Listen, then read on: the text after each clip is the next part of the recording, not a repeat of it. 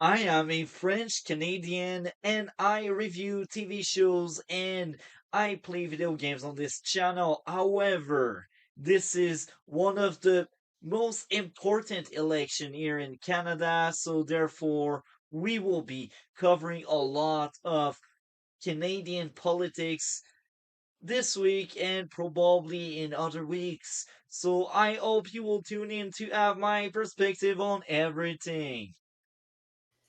So welcome.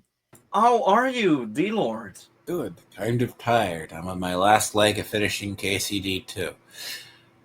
I feel you. I feel you. So I was like, you know what? I will pre-record this intro because I don't want people to expect like politics on my channel all the time because that's not what I usually do. And I will also add this. I think it's very important this current election because the left, aka the liberals, they will destroy everything if they get elected. And I already kind of spoiled the fact that I already voted conservative because we have pre-vote. So pre-vote, it's like you got 4 days before the last day of We call that early. We call that early early vote. voting. Yeah, We exactly. call that early voting. Yeah, we got Basically, that, and I did it, and I already voted because I knew from the get go, uh, which party would actually help out with inflation, with Trump trying to get around us, becoming the state number 51, whatever. So that's basically the intro of what's going on, and before we really dive deep into the debate itself, because we will be reacting to a debate, I want to explain basically parts of our politics here in Canada because I know you are from the States, yeah, right? our system is different than yours. Yours has that. Sorry about that. You still have your stuff. Like our system comes from basically a formation of a lot of old systems that you see, like like they say, like the French Revolution and a lot of stuff was inspired by the Revolution and others. Yeah, Ours comes from a collection of works everywhere from ranging from the Prince, which is done by Machiavelli, to other people. Where like when you look at like the Prince and forget the name of the others, but it's a very quoted. Like we have a president. So in Machiavelli's terms, this is actually how a lot of governments you'll see function this way. You have a House of Lords, a House of Commoners, and a court system that oversees the arguments between the two, led by a president, a king, because he's teaching the prince how to rule. The House of Commoners is clearly like the Senate. The House of Lords is clearly like the Congress. Now, the system itself is supposed to balance itself. That's how the US mostly works. But we also have a couple of departments in between, like the Justice Department and that. But the courts are supposed to oversee the madness that's been going on in the US. So it's the same with the branch of the justice is supposed to. But you can see with when they went after Trump as an example, the justice system was broken because they made him an enemy of the state. And I pray that doesn't happen in Canada, because I said something about Kinto a while ago, like, well, Dev won't make the trucker video. Dev would have to address that the courts okayed you declaring martial law to yeah, suppress the truckers. yeah. And then any dissidents. Am I wrong in that?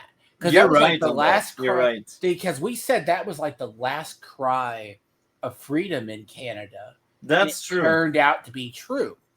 Because you guys have been voting on flavors of leftism, leaning into progressivism for a long time. I've heard that from Mudahar and a bunch of others as well. Yeah, I've seen it even in Magic YouTubers. Like you've been voting on that flavors of leftism.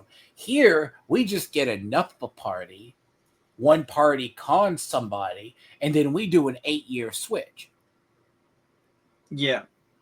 So I will basically explain what is going on right now. So this debate we will be covering, it's the English debate because it was a French one, and the French one I'm like, you know what? I know my audience is mostly English, and I don't want to translate the entire thing, and I feel like both are more of the same in different language, and we can give some defense to the liberals in the French one because you can tell Carney, the deputy for liberals, actually suck in French really hard, and it's terrible because usually the liberals are the Do best French speaker among do they all. not do a Usually, sub? Do they not do like a one format sub for it?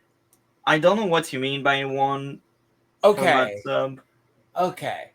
Do they not have like with the for okay, so what's the formalities agreed upon?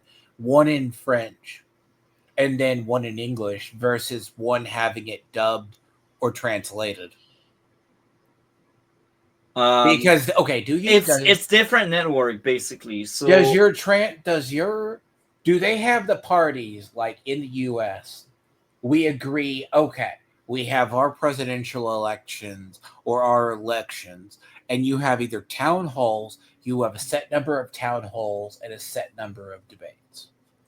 mm, uh, I'm not quite sure, so I will basically explain how it goes here.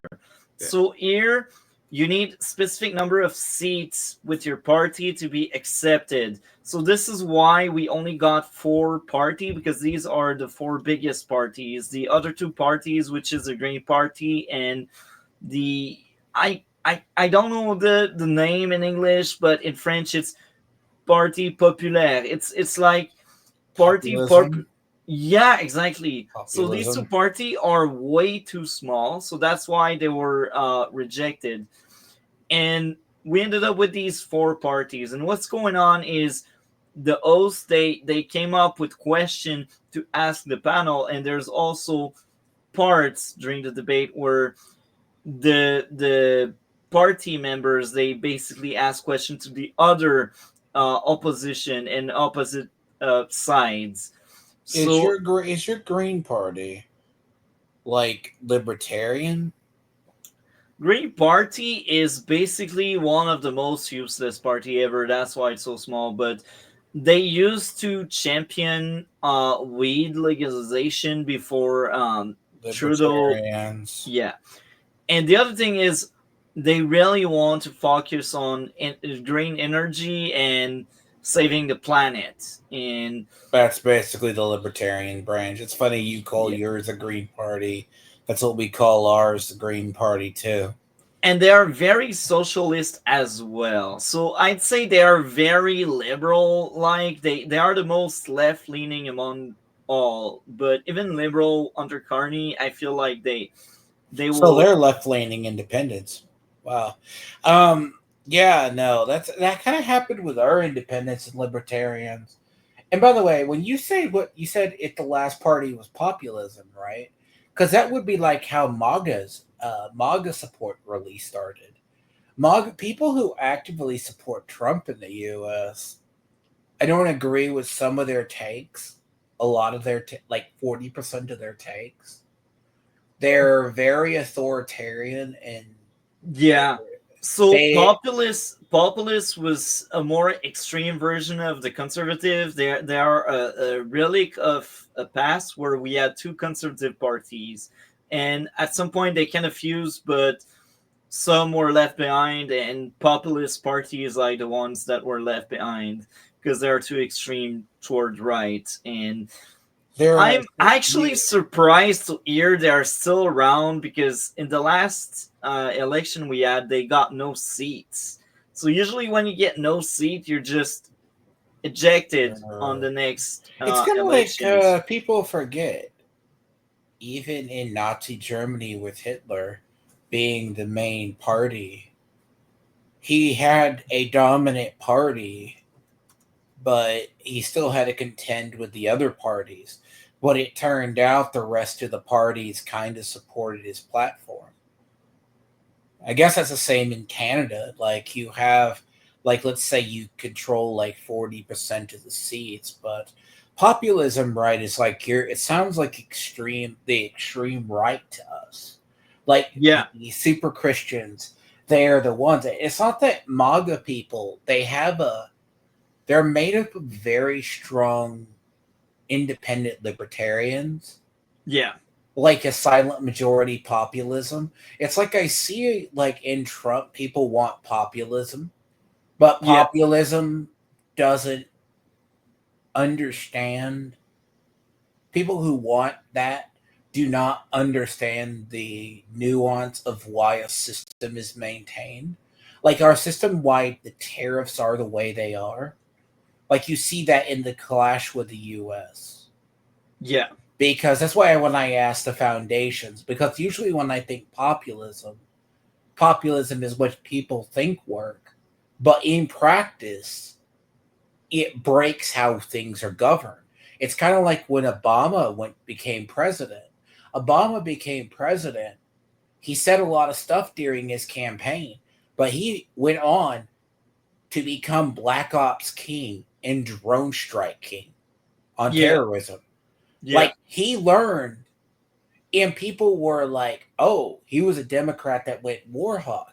No, he just had to turn to practicality when he realized the situation he was in. yeah. So, So now I get the I will get into something else just before we start with the debate. So the four big parties. We got Bloc Québécois. And that one is the most stupid and useless one. So I will basically make it simple.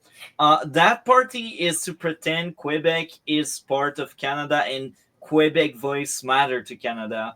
But in fact, a long time ago, they were champion to make Quebec separate from the rest of Canada. I've heard this. I've heard of this myth.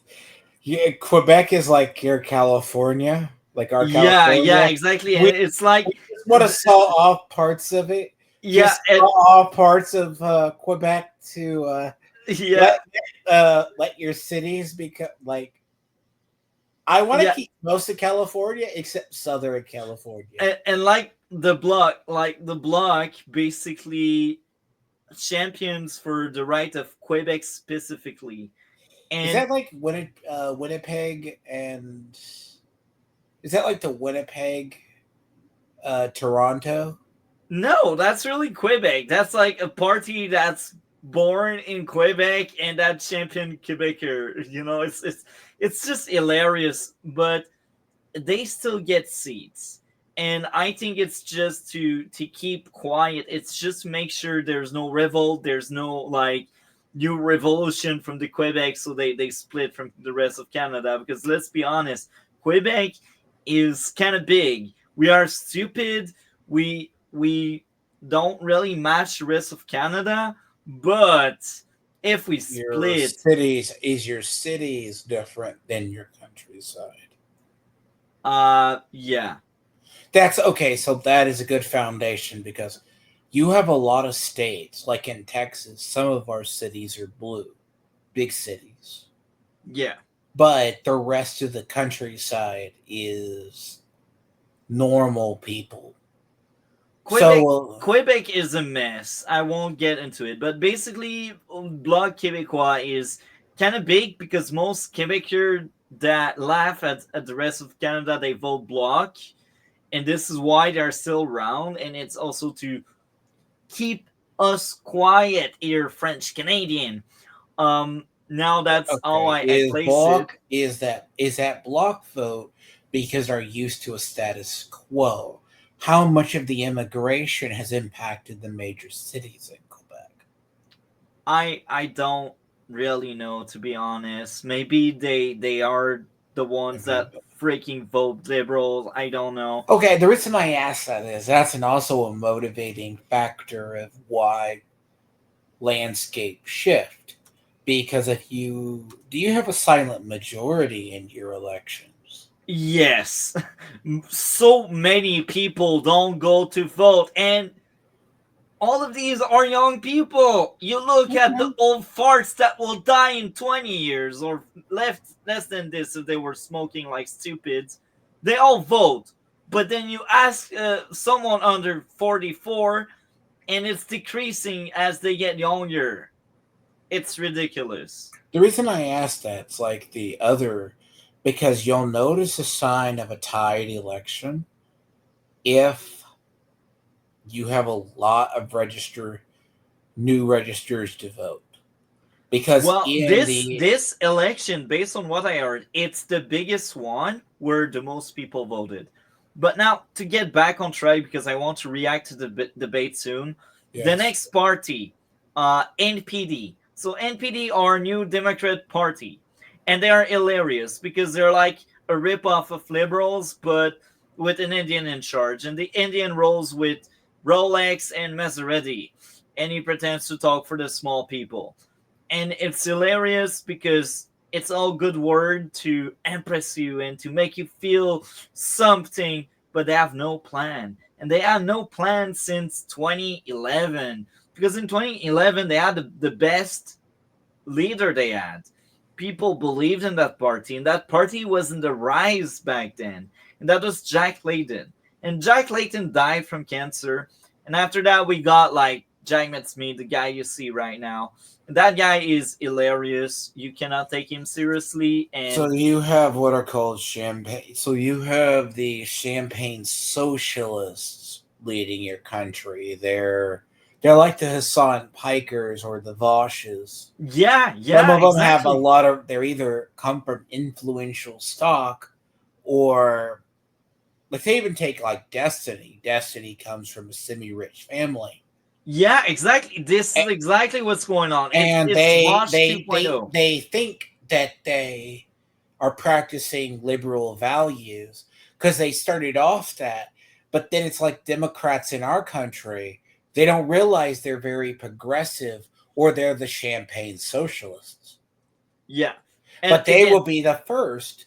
They don't realize they'll be the first to come for the mega rich, yet they don't want it to touch their backyard because there's like something with Pokimane recently and talking about eat the rich. And if people start looking at Hassan comes from influential wealth, probably like the Indian guy or some people in your yeah, party. exactly. Yeah, yeah. So And they're like, but oh, take pity on me because I have a $5 or $6 million house. and to get back on track, so that guy was really disliked by everyone, and it was believed that he would get fired after that election right now. But here's the thing: he he poorly performed so badly that it's very possible that the NPD will vanish in next election, because they are in a very hard decline, like the worst decline that that party ever had, even after Jack Layton demise. And it's kind of to be predicted because guy promised free everything, and you said it's socialist, and when he is in public and there's backlash on the liberals doing something, they're like, oh, we also hated the liberals. But then you listen to him in the courts when they talk about laws and politics and all, they were always siding with liberals. So basically they were the liberals um soccer, if we can call it that way. They were like the cheerleader of the liberals behind So, closed door, but in appearance so they champion for you. are they like the progressives? They want the progressives. Were they the people pushing for decriminalization and Yeah, like the ones like, because a lot of people forget neocons, right? We have are like the weird Republicans. Neoliberals, as we have the issue in the US, are the ones that went because they feel, okay, we need to embrace the activism. So we can't call people homeless anymore. We have to, yeah, we can't call the people the addicts, but it starts off small. Like, we need to provide free clinics. We can't stop the guy from doing heroin, but if we give them free heroin, they'll stop, or yeah, they can do needles here. Like, then that slowly comes up into a movement where they think they're promoting what you think is liberalism, uh, which is classical liberalism, but you're getting into the progressive territory where it becomes a borealis or Ouroboros, where they start eating their own. Then in the US, like you see with Democrats, these classical liberals, that's why I ask you if they're doing this, you can always spot the signs. They are in their death, the progressives are in their death spiral Yeah. because they are came for the classic libertarians, while the conservative progressives had to retreat to the shadows. The liberal ones are just circling in on themselves, going back to the populists they have. Yeah. That's one thing how I think. It's like how I think in politics. This has been happening in Europe as well. You can't think of it as fighting conservative ideology or liberal ideology. The question is, you can tell if Canada's changing by getting the progressives out of your parties. Yeah. And now to Yeah, end start. this, NPD is more and more irrelevant each elections, so they are the next one that will go out the window. Now let's go to the big guy, Mark Carney, and among the numerous streams I plan on doing with you, reacting to stuff, Mhm. we will watch a Jordan Peterson video about Mark Carney that I really enjoyed and that was enlightening. And Mark Carney is the guy in charge of the liberals.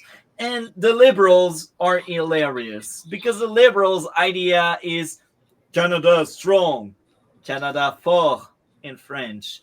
And it's hilarious because based on what I heard and their politics and what they plan on doing, I flipped the script on them and I'm saying Canada weekend in depth because this is exactly what they are going to do because that guy is much worse than Trudeau, and Trudeau is known to be the guy that created inflation here. Um, and So we the got funny someone part worse. about let me say this: the funny part about Carney, I did some research into him. He prior, and it's funny how he is like saying he was never part of anything in Trudeau's agenda. That's a lie, But and he he's wasn't. He lying all like the the time. wasn't he like the Treasury Secretary or something? Yeah, Like he worked in the not thing. only that, he was also one of the counselor, one of the closest advisor. So we heard about you heard about the trucker account being all frozen. Uh, Yeah, I've also I heard about he would have had to sign off on the not $11 billion or so going to various causes that got Trudeau found out. Which I'm surprised you guys haven't thrown Trudeau into prison over that. well, he's a politician. He will get away with murder. The But siphoning all that money for social yeah, causes and but Carney is a piece of garbage, a liar, and he is also lying on everyone else and everything. So he is involved in politics for quite some time here in Canada, but he was never in the front. He was always in the back, telling bad advice, like freezing the account of the convoy, the freedom. Now that guy, it's just more of the same. He just goes he's harder than Trudeau, and he's what's left of Trudeau's actual party. yeah, and the people that backs him are also the same that were backing Trudeau. So if you vote liberal, it's the exact same as it That was. is long story short, you can call it status quo. Yeah, exactly, exactly. They're the people who are going to back them are going to be the people who either still believe it's the party they are, Yeah, or they want the status quo to stay the same. yeah, exactly. So now let's go into Pierre Poilievre. That guy is conservative, and back then conservative were also leaning center left a bit, just like liberals. Liberals were more in the left. They were always more in the left than conservative. But the more the year came, the more they were going to the right. And now with this current election, they want to basically make sure there's less government involvement in everyone's life. He wants to cut the red tape, the bureaucracy, and he really wants to make the taxpayer richer by removing some of the tax. And instead of just spawning money out of nowhere like the liberals are doing and creating inflation in the process, he wants to move assets and funds. Like there's a lot of substance use facilities that promote that. I will remain YouTube friendly, but these Yeah. facilities they are paid by the government to have Safe people getting harbors. high. This was what I was mentioned earlier. Safe harbors to use. Yeah, and what the conservatives, some of their platform is to actually take the funds from these places and turn them upside down so they became recovery place instead of safe harbor. And So they are what we call social conservatives in the U.S. They're social conservatives.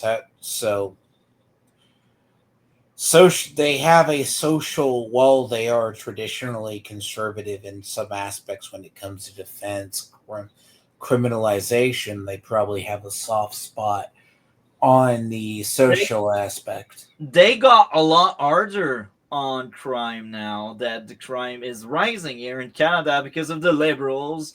That uh, always happens, but when I asked if they're social conservatives, because in the social conservatives in the US, they're always like, we need to crack down. In some aspects, I'm a social conservative, but like, I understand if you're poor, you should have access to help and to be able to make means and money. yeah, Not like a total welfare state, but you need to have like access if people are hard up. yeah, That those type programs, the yeah. free insurance.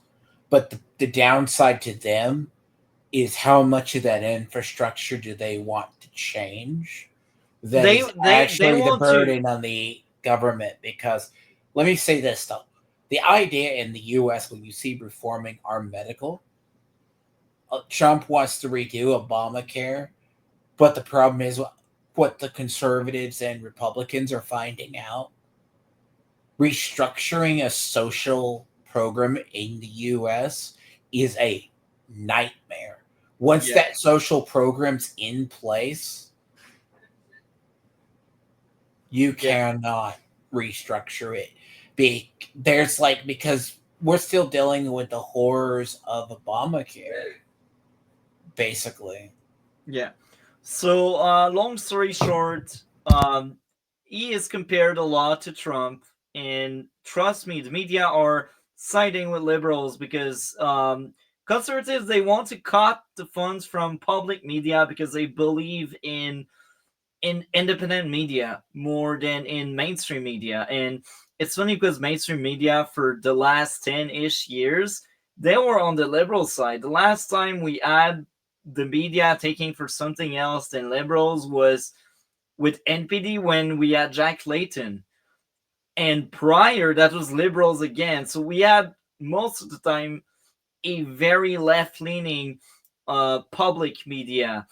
And of course, conservative they want to cut that because they feel like the funding should go elsewhere instead of paying propaganda, because this is what it is in fact, because they're just there to support the establishment and what is there.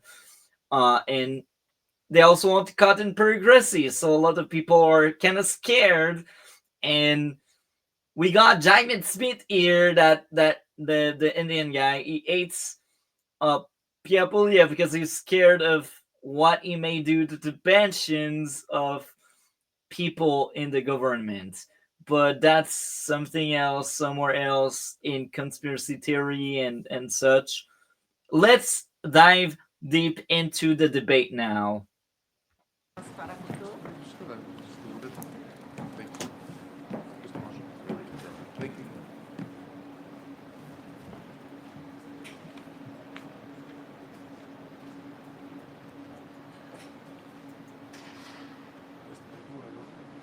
I gotta say this. Why does that last guy look like a version of Steve Carell? Which last guy, on the right or the left? Yes, or he looks like Steve Carell, or no, he looks like who's a late night show host, co-host, show host.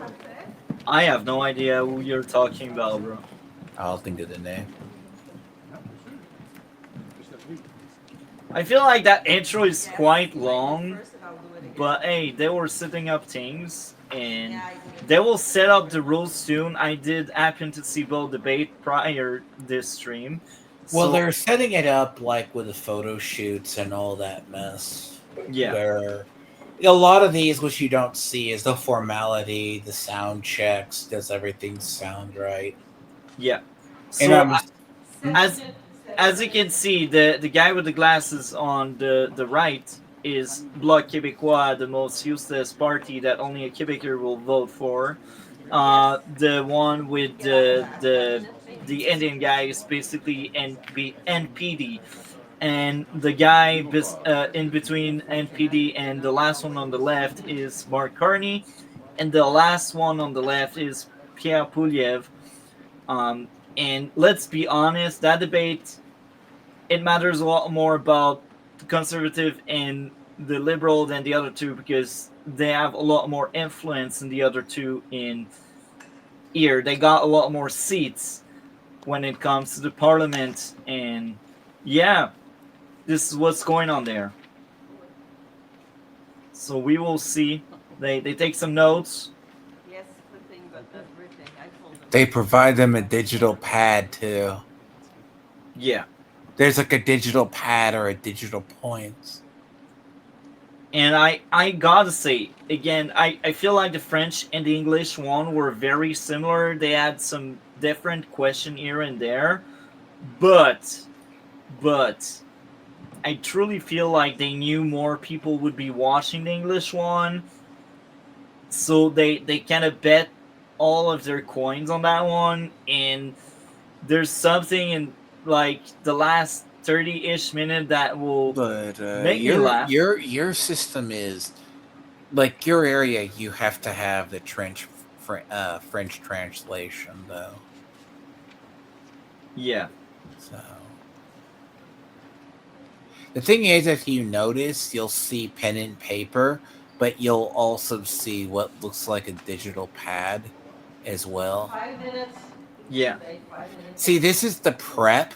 Like a lot of stuff you don't see. Like, yeah, you see ballpoint pens, but if you look at like the furthest to the right, like you can see it on the one podium, and you see it looks like a digital pad. You see it? Like, Yeah. that's a digital pad. And you know what's funny? As someone that has seen both debates, I was like, on the French one, most of the other deputy outside of Bloc Québécois, they will suck at it. And I was surprised that Jagmeet and Pierre Pouliev were both very good in English, and Mark Carney not as much as the other two. But what made me laugh is it didn't matter whether it was French or English. Mark Carney sucks. And you will see it in full display during that debate. You will just see it. Don't worry. See, it's so weird. Like, I guess they have them right on paper, which is their. See, I don't mind this. I like this kind of stuff. You get to see them right, kind of like taking notes, but then they rip off the paper and hide it because you can see it more. Okay, so I could be wrong because you see it on him. That is either the questions. No, that's not a digital. It looks no.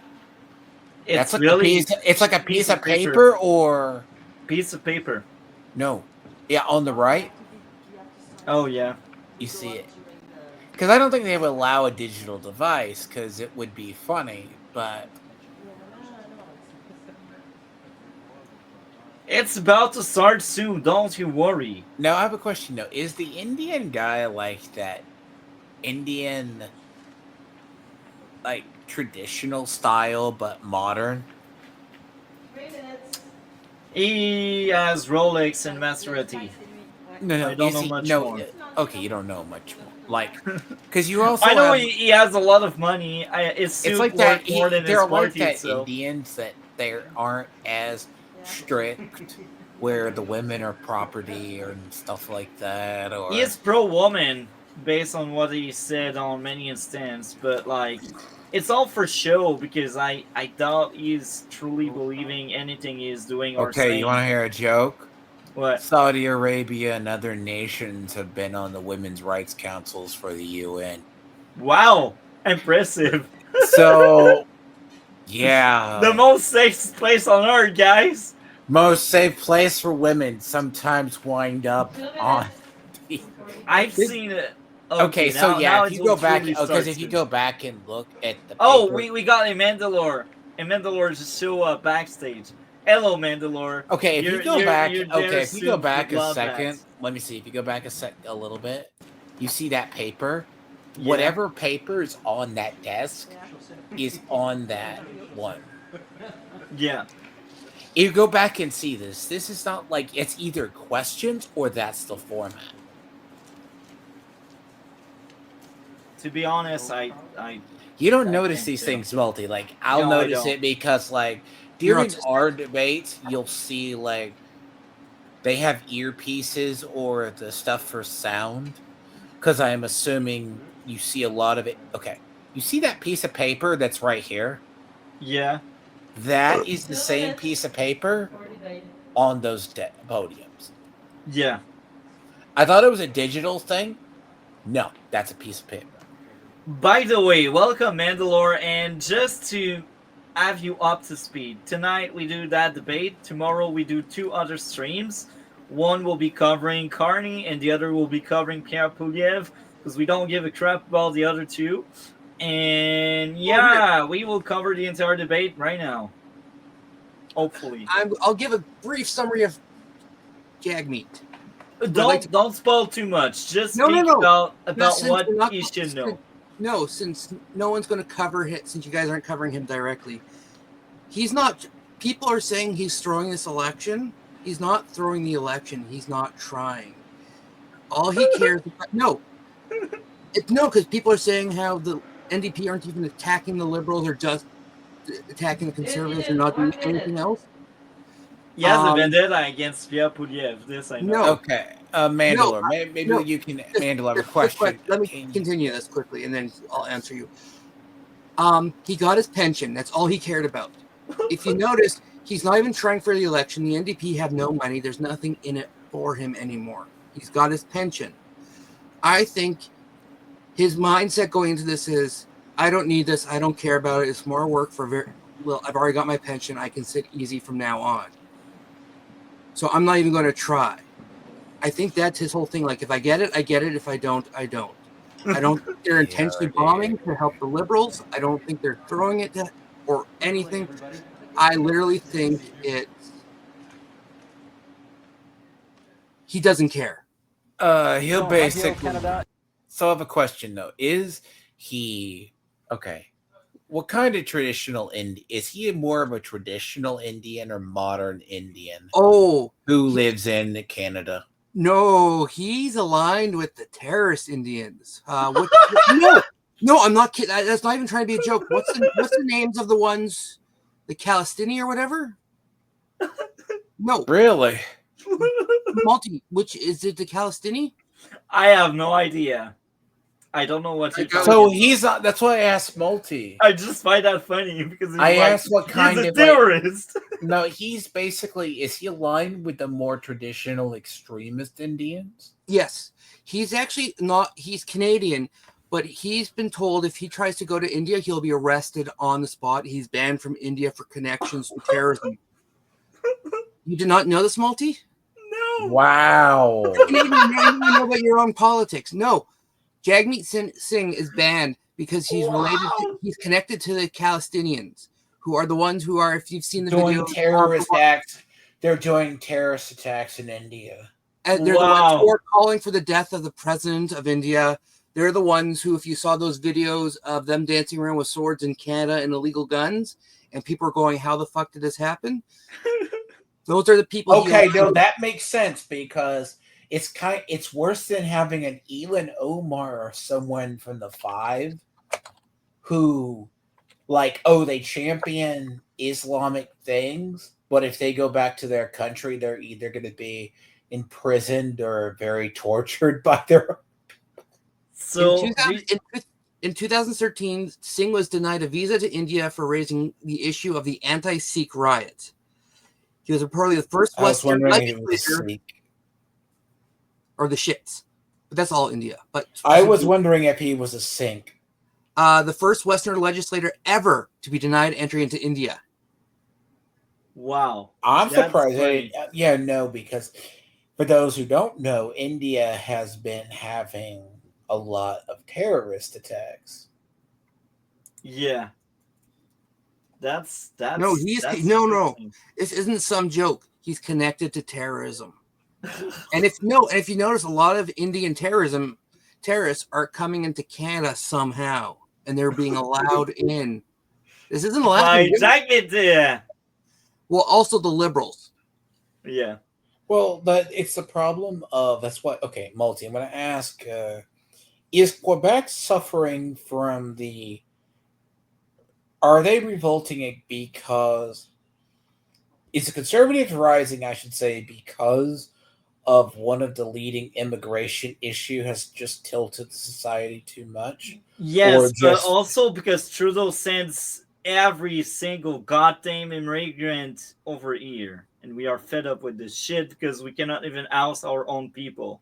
Well, don't get me started on people from the outside. Quebec doesn't necessarily have an Indian problem. They do have some Indians. It's more of a Muslim problem in Quebec. That's true. Indians are affecting Saskatchewan and BC the most, and Ontario. Ontario and BC are being overrun by Indians.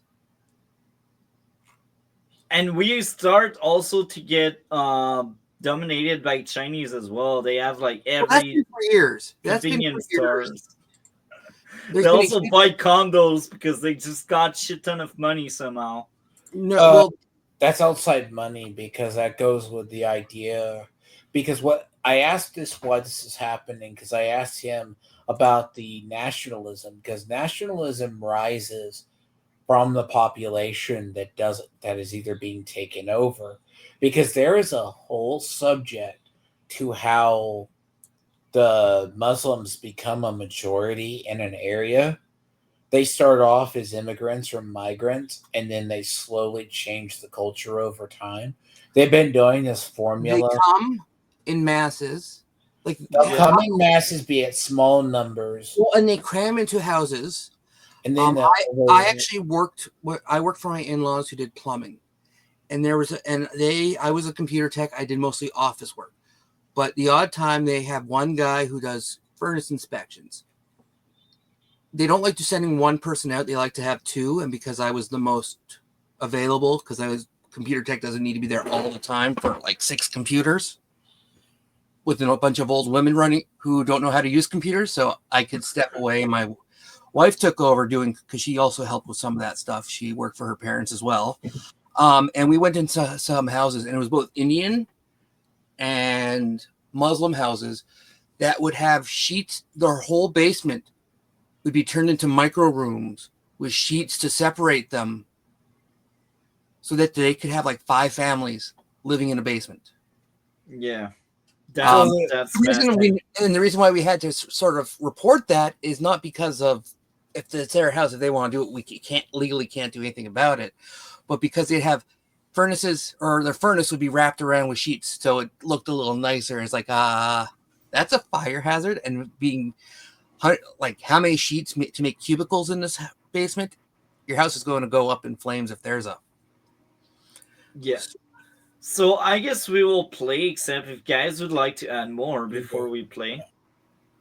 In Montreal, 4 federal leaders meet Singh. They will debate the major challenges facing our country, from tariffs to the cost of living, public safety. Oh, by the way, I want to say this. Okay, Mandalore. Who's that late night host that the last guy looks like with the glasses? Steve Carell. It's not Steve Carell. Oh, it's the one of the ones who also came from the Daily Show. You know who I'm thinking And of. now I think now he has his. He was Energy and leading in a I'll look crisis. it up and put it in the private Good chat. evening, everybody. Yeah. I'm Steve Paikin, your moderator for tonight's debate. Each leader has agreed to the following: no notes, answer the questions, stay on theme, stay on time. How much each leader speaks will be counted on these clocks, visible to the leaders and to you at home. This is the 2025 How much? Federal Leaders I'm already Debate. to predict they're gonna break that. Yeah. I didn't even watch these because I don't care. But Well, yeah, I welcome, heard a leaders. lot. Good to Of be it. with you here tonight in Montreal for what But I gotta tell you, because I already said it to Dragon earlier, the French and the English one are more of the same. And it's hilarious how Mark Carney just sucked at both. Anyway, let's play the rest. I'm sure will be a memorable evening. Our first theme is tariffs and threats to Canada. And we will begin with a round of questions. You will each have a minute to answer, and then we'll go to open debate. And the first question goes to Mr. Carney. Okay, what is the starting point for negotiations, Mr. Carney, with the United States if, as you have stated, our relationship with the U.S. is over as we know it? Well, first, Steve, may I thank you and also thank fellow leaders for their service to Canada, people at home for taking the time to watch. I just want to underscore the premise to your question, because I think the relationship that we've had with the United States, relationship over the course of almost the last 4 decades, which has been one of steady and increasing integration, has fundamentally changed because the president is looking to fundamentally restructure the trading system. So the starting point has to be one of strength. It has to show that we have control of our own economic destiny, has to have a clear plan. Says by the guy that will just increase inflation because that Whoa. wasn't enough with Trudeau. No, I was going to wait to add this till you stopped. Not only that, the guy who's going to tell us the future of our longest-standing fellow country, other than England, but we don't count them because they're pieces of shit, and we don't want to be like them because there's no freedom at all over there. He hasn't been in Canada for a long time. He was living in England doing stuff there in Britain, and he was running stuff, and people there in government. They kicked him out because he ruined the economy there. And they said, "Don't look at his record with us. He fucked us over." So what I noticed about the tariff situation, I'd explain this because I explained this to Mandalore that I want to do some stuff on my own channel probably about this. Trump is playing the tariff game that the Chinese have been playing and a bunch of the other countries in the world have been playing. They act like it's something new. In the U.S., we had a period where we had a lot of tariffs that would balance out trade. The way China balances out their trade so they have the imbalance in their favor is by tariffs on imports or exports. It's funny, by the way, people forgot when China got tariffed by the U.S., they didn't tariff the U.S., they tariffed Canada. I don't know if you guys heard about that. We did. We're like, didn't the U.S. just put tariffs on you? But what did the Canadians do to you? When China put tariffs on us, Yeah. they didn't say anything. There was no complaints, and those numbers are fucking high. When U.S. does it, here's the other thing about Carney and talking about tariffs and what piece of shit he is. He relocated right before the tariffs hit. He relocated his company from Canada to U.S. to avoid the tariffs. He owns a few companies, and he moved them Just all. like Nintendo tried to avoid the tariffs on China by moving its manufacturing. But if you look it up, to Carney, Vietnam.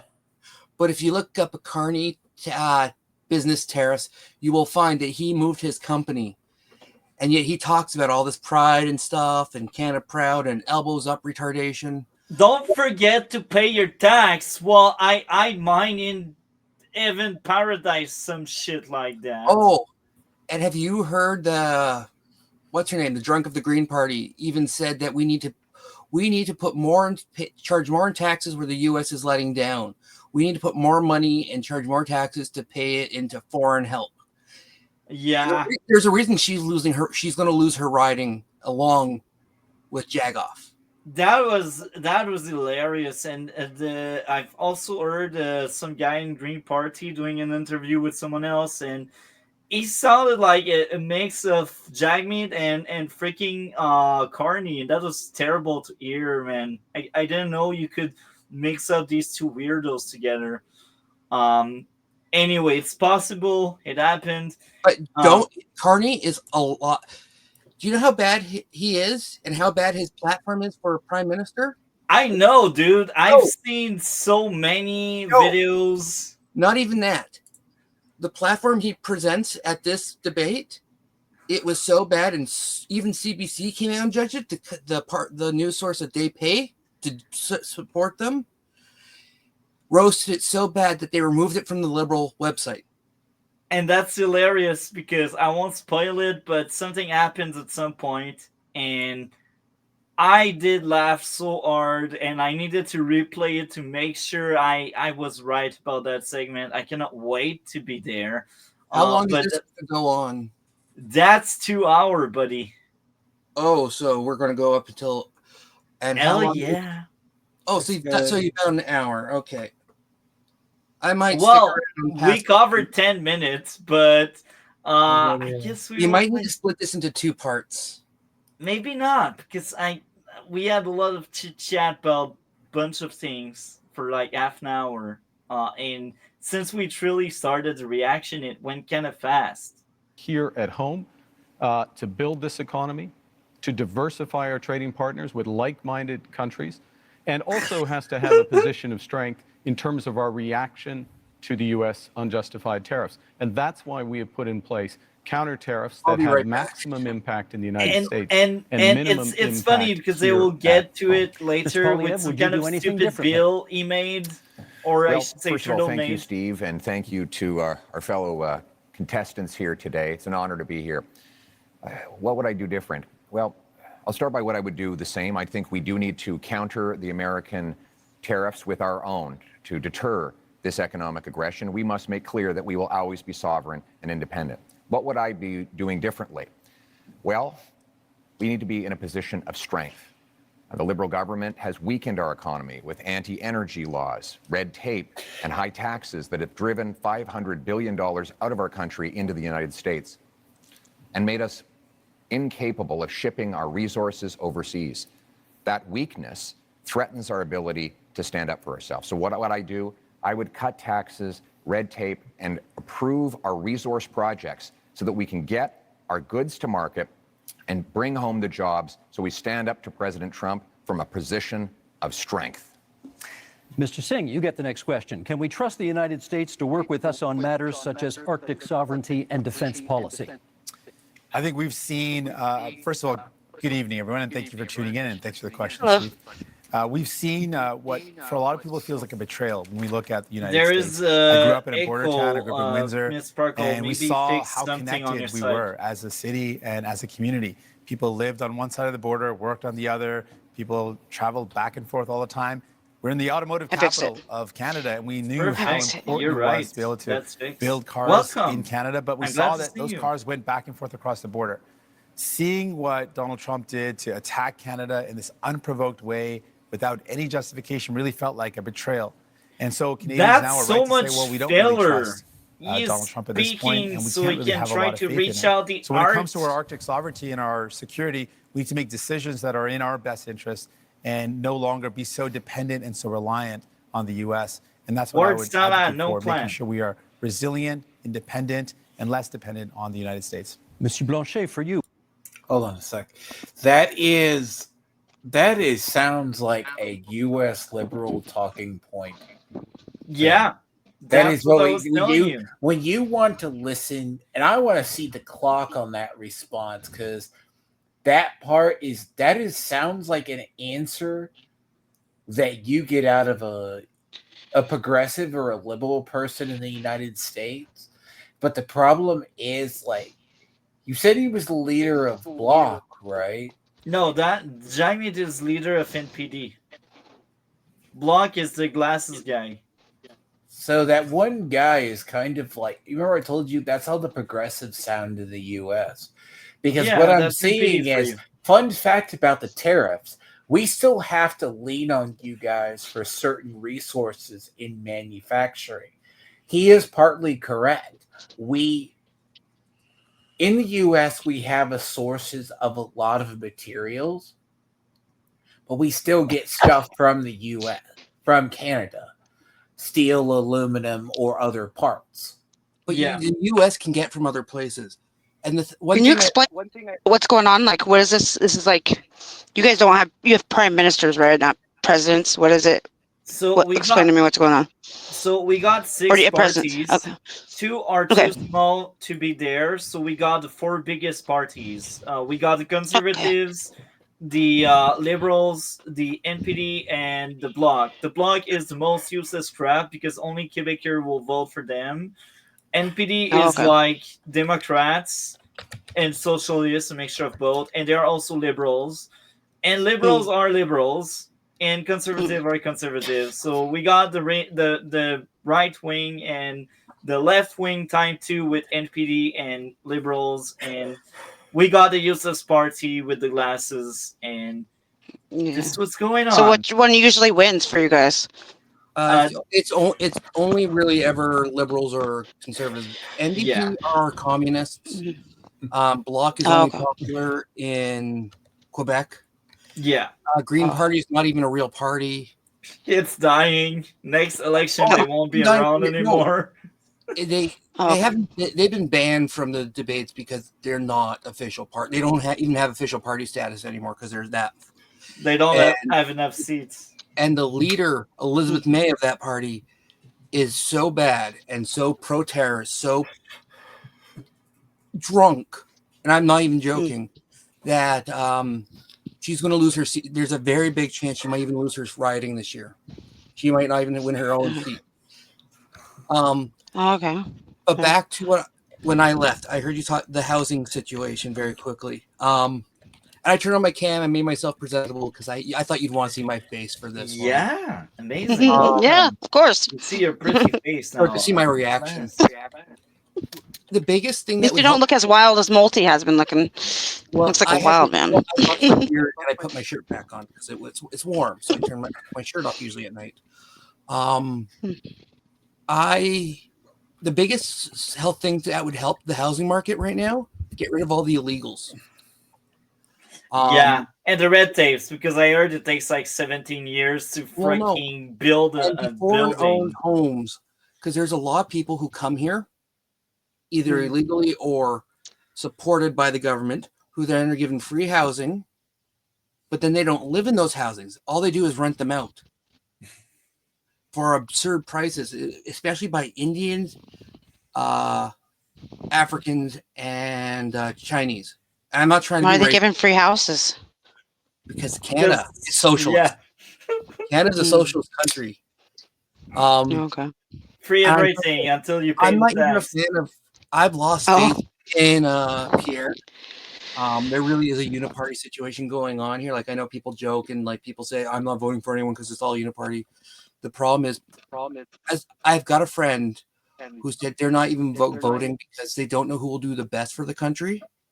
And I told her this election year, you're not voting for who will do the best. You're literally voting for who will do the least damage, and that's Pierre. I've lost faith in him. No, because Carney and Jagmeet will destroy this country.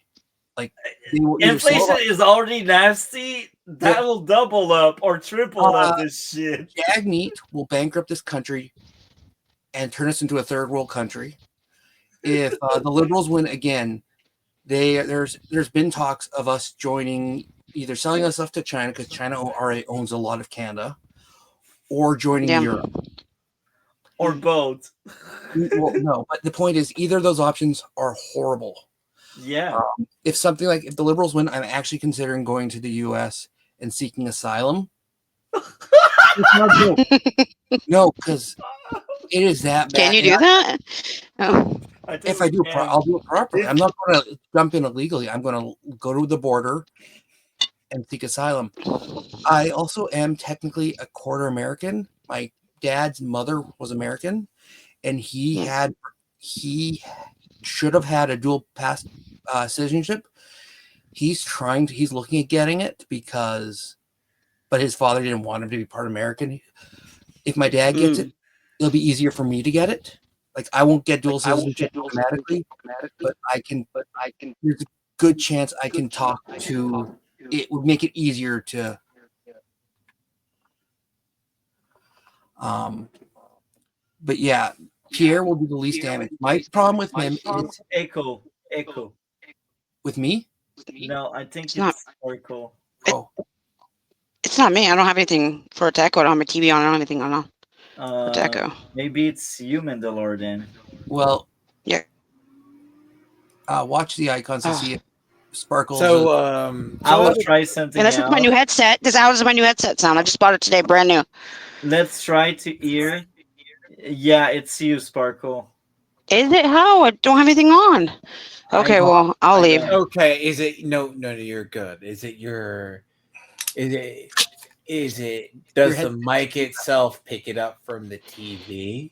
No, my TV's not there's no volume on my TV. That's what I said. I know that I do watch on my TV at the same time, but no, there's no volume on.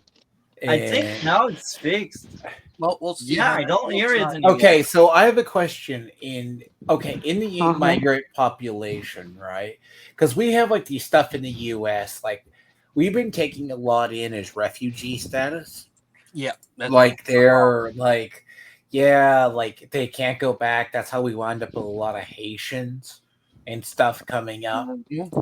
And then the people in cities like New York, the reason that got a lot of the New Yorkers and the liberal people there to wake up was they would open up these properties to like tenement styles and cram multiple families in there.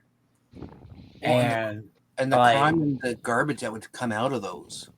That's the thing. Like because you have like open borders. And I guess we'll move on. Like after I ask this, I go, okay, so Multi said his answer. What is your answer?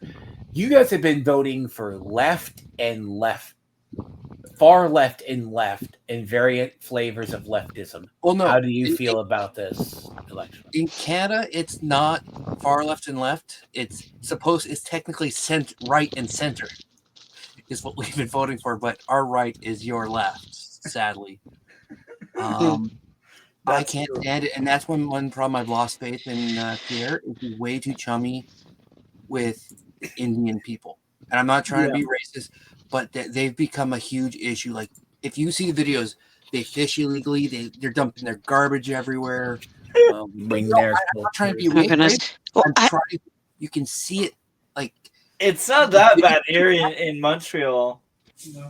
They are weird. I like that they name. Want to sleep with teenagers, but I guess that's good. Oh, they try. Oh yeah. I'm sorry. Muslims and bad for trying to sleep with underage people. I have a question though. Do you guys on here on my phone? I see 2 dudes, but on my TV I see 4. I see 5. What are you guys looking at? Because I want to know who's on the. But I'm looking at the 4 dudes. But if you guys aren't looking at that, then I'm not going to ask you who's who. Is Pierre. He's our conservative. He's our right side politician. Beside him, Mark Carney, who's liberal. He's our centrist. Okay. But he's actually far left. Okay. The one beside him is Jagoff, who is the NDP. Is that his real name? Okay. No, that's to make fun of communists of Canada. And then there's the Bloc Québécois. They're kind of like liberals, but they're French liberals who really are who only sort of reside in Quebec. They don't really have any seats outside of Quebec. That's why nobody votes for them outside of Quebec. So like what I'm noticing, right, is the fact. Okay, a lot of people. There's a lot of issues with immigration happening, like.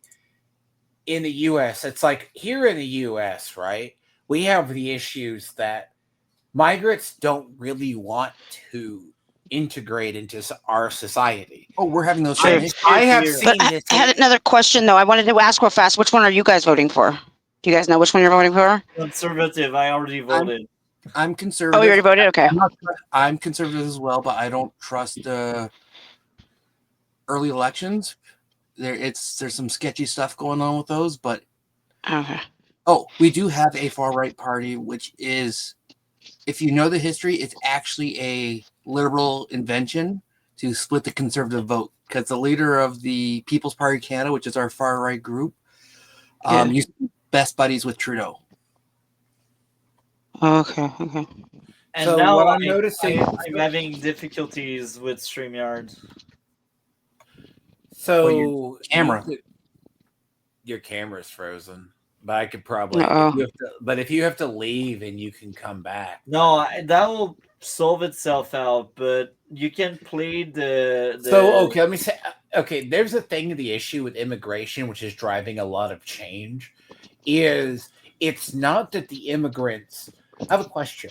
If you wanted to flee to another country for a better life, do you bring your culture with you? No. Or do fuck you my culture. try to change the culture they're moving to Here's the reflect thing. what you came from? You can hold on to your culture. I would do but both. It moved. Oh, it's moving his camera. Oh, cool. I'll explain sort of like my idea on it. I'm Jewish, so you hear about after the Holocaust, a lot of Jews left Europe. They either went back to Israel finally, or they went to America because Canada said 0 was too many. Now the thing is, a lot of Jews keep their traditions, they keep their religion, but they integrate it. They assimilate with their values. My family way back were Jewish, and they came from. They came after the war over here. I just found that out recently. So you're Jewish? Yeah, I guess so. Yeah, I just found that out recently. Yeah, my family. My mom got family. Then they got a hold of her, and like the whole heritage, the blood test thing. Mm-hmm. Yeah, that's how we found out recently. Yeah, we just found out. But my point, but if you notice, people talk about Jews ruling the world and all that bullshit, but you notice a lot of Jewish people who are Jewish still follow the laws. They still follow the rules. You can have your culture, but you assimilate. You can assimilate your culture into it to make it work with. You can keep some things you have to change, but all these invaders, and I call them invaders because they're trying to take over, like the Muslims especially, who say we're going to turn everything into Sharia law. So that's the thing you have to explain my family did was, I guess, because my mom just had relatives just got a hold of her and told her. I guess they became Seventh-day Adventists. They left. They stopped being Jewish and became Seventh-day Adventists because I guess where they moved was like, I guess there was racism, I guess, especially against like really poor Jews. Is it called racism? Yeah. But anyways, anti-Semitism. That's why my family ended up being Seventh-day Adventists, because it was. I don't know what word you use for it, but that was better for them than to stay Jewish. That's why we didn't know. A lot of Jews have gone into hiding due to anti-Semitism. Like in olden days. Well, a brief history lesson on Christians. And I'm not trying to be rude or tell Christians what to be. Everyone knows Jesus was a Jew. Yeah. The original Christians were Jews. Yeah, that's why the New Testament is based off the Old Testament, or rewriting. Christians were Jews, and the problem was back in the times of Jesus and after that, the only real difference of them, they were a different sect of Judaism. Their biggest difference was they believed the Messiah had come, where Jews still to this day do not believe in the Messiah. The Messiah has shown up yet. So, I mean, a lot of what you see with my immigration is where they change the culture. Because that's what I have to ask. Because Europe's finding out, like, when the Indians migrate to the UK. Oh, yeah. They're changing the culture around them. The Muslims, when they migrate, change the cultures around them. Oh, no. But the thing is, back in Israel, Jews were kicked out of Israel by Rome. by Romans. Romans took over and they were killing anyone who was Jewish. So the Christians started going, whoa, we're not with them. See, we believe something else. And that is it's a very brief and simplified, but that is how Christianity sort of started, was that they were Jews. And that's why you see a lot of things that are similar, like this day of rest, a lot of things. And that's why the New Testament is pretty much a rewrite of the Old Testament, but there's still parts of the Old Testament that Christians acknowledge. What supports would you want to see for industries affected by tariffs, many, of course, of which are in Quebec? Many of them. First, be all welcome in Quebec and Montreal. You have me because I try not to speak English in Montreal. However, I think we should never underestimate the threat that Mr. Trump poses on Quebec economy and Canada economy and Mexico economy. But we must acknowledge the fact that the economy of Quebec is built differently. The challenges are not the same. The necessity for Quebec to have at least partly its own voice in the negotiation is important. The difference between Quebec and Canada is very important in terms of economy, but also in terms of identity and language and values and who we are and the way we want to handle immigration. So we have the right to be different. And if this difference is being respected by whoever becomes Prime Minister of Canada, we will be reliable partners. Bloc Québécois thinks that Quebec is pretty much better than Canadians. They're part of it, but they're the ones who every few years have a vote to leave Canada. They want Quebec to be on its own. And we will die on our own, I swear. But that's what... He doesn't have a very good... He doesn't have a... Not very good, I didn't mean to say word. But he doesn't have a very thick accent at all. Not like Multi has a kind of thick accent. He doesn't have one. It's different. This dude is talking about. But no, that just so you understand why he's talking about Quebec as being different. Quebec is the same as Canada, except the only real difference in Quebec is that French is the primary language, and you have to have French language has to be bigger on signs than English. You can have a sign without English. You can't have a sign without French. But pretty much Quebecs just see themselves, not all, but Maltese kind of spastic. We don't know what he is. We don't claim him, but we don't deny him. Okay. But he's his own individual. I hate Bloc Québécois. I gotta say, like, each time I hear my friends saying they will vote for them, I'm ashamed to have them as friends. So I have a question. Why is a Canadian? Why did I was chuckling because he says he tries not to speak English in Montreal. Because French Quebec, Bloc Québécois sees themselves as Quebec as being superior to the rest of Canada. You know that sort of stereotypical French attitude, like where they think they're better than America and they talk down to everyone who's not French. That's Quebec. That is literally how Quebec runs itself. Exactly. They're part of Canada, but they try and see themselves as better, but still want to sort of be Canada because they like the benefits of being with a bigger country. They don't, as much as they say they want to be separate from them, they would fail on their own, and they know it. That's why they know. That's why whenever they vote, they always lose. We would crush and burn if we were on our own.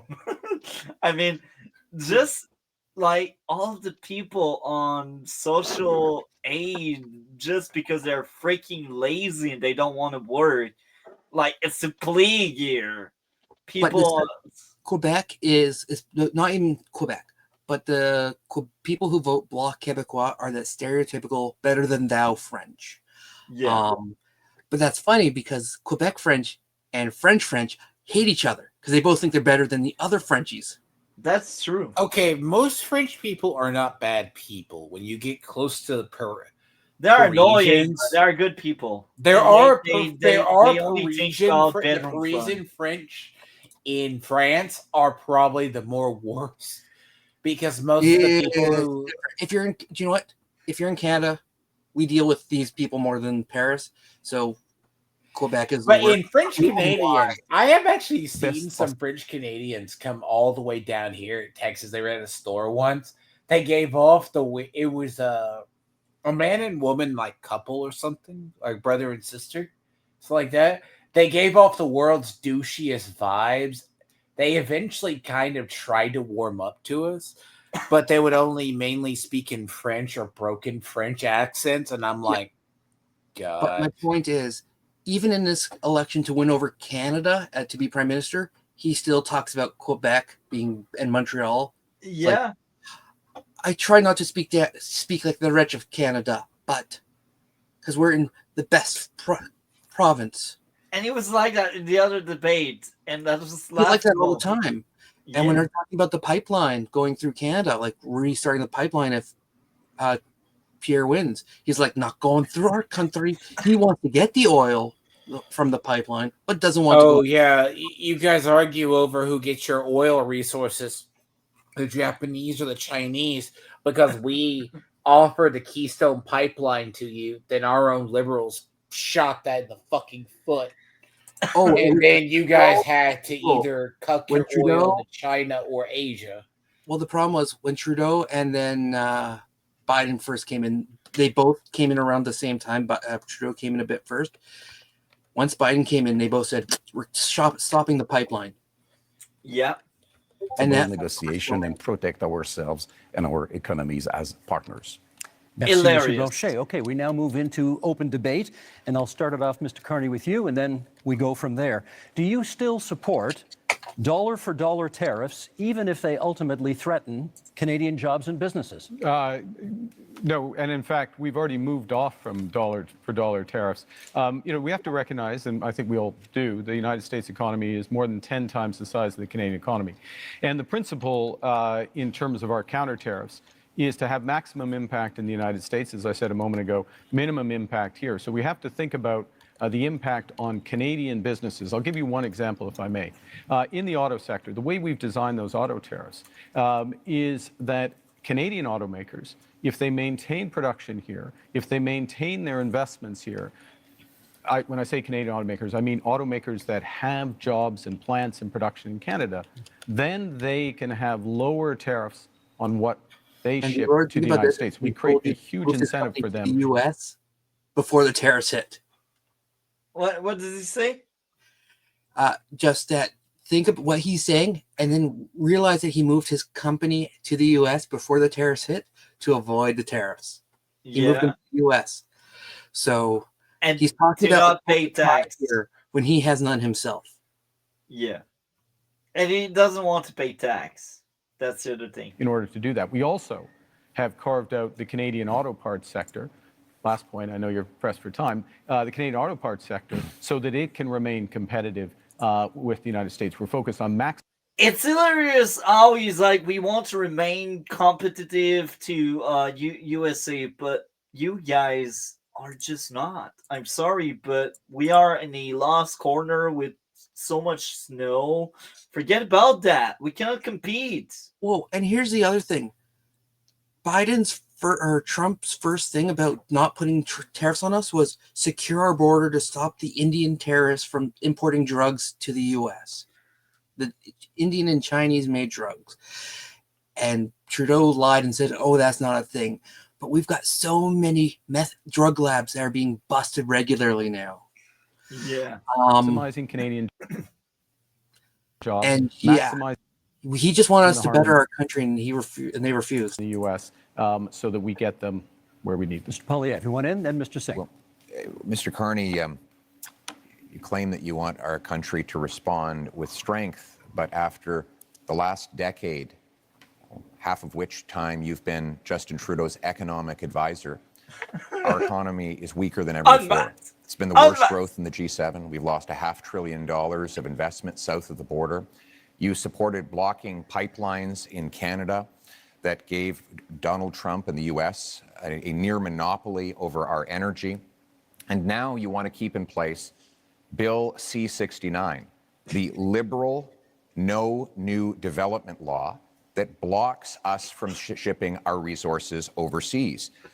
Look at his face. He's like, yeah, he is getting me, but I won't admit it. I will stay strong because Canada's strong. One thing you will also notice is when he talks and he's not got a speech, he's horrible at talking, can't answer questions directly. He is pretty much a male, non-drunk version of Kamala. He's a moron.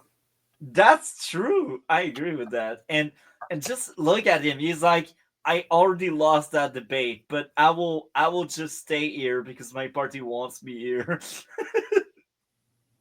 How could you possibly think it's a good idea to give the Americans a continued monopoly on our energy projects? Because when liberal you have seen hate Canada. how They much like these other liberal countries, policies have including weakened the our country invaders like over the last USA. decade?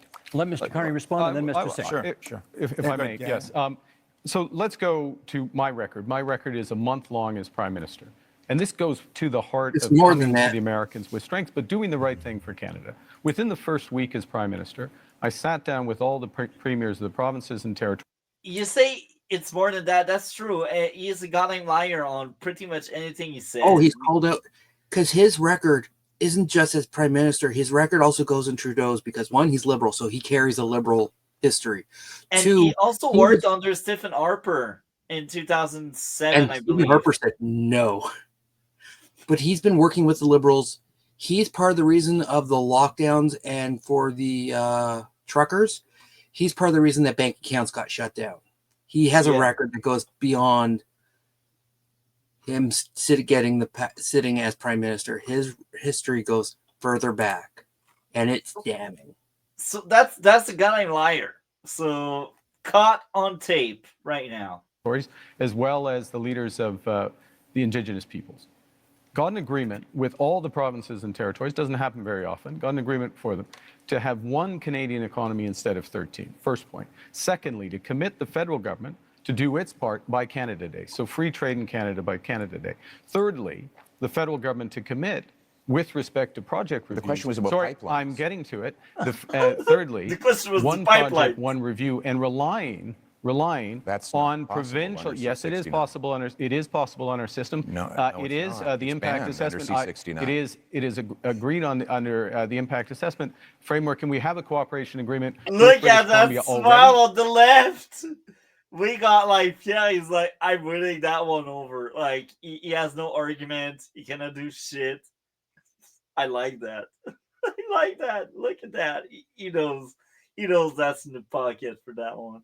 We're looking forward to them with the other provinces. We will move forward. Gotta let Mr. Singh's turn, please. Of course, we agree around having a strategic response to the United States.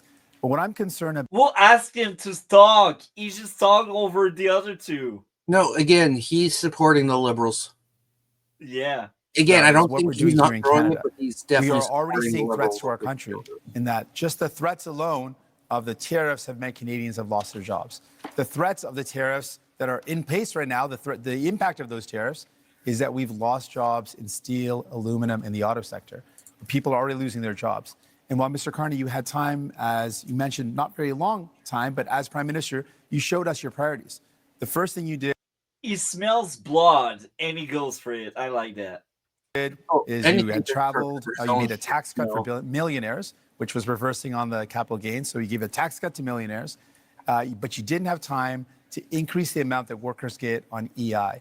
Right now, workers who are struggling and wondering, what am I going to do if I lose my job? Workers who've lost their job are saying, how do I pay my bills when EI only covers half of a worker's salary? Maybe 40 years ago that would have worked, but right now most workers are spending their entire salary just to pay the bills, to pay their mortgage and their rent, and to put food on the table. So EI is not good enough, and it shows Canadians that you didn't make it a priority to protect those that are impacted by these tariffs, that are Look at his face. He knows he's bleeding out with the sharks. Now, here's the thing. I live on EI. I live on disability. I'm on permanent disability till retirement.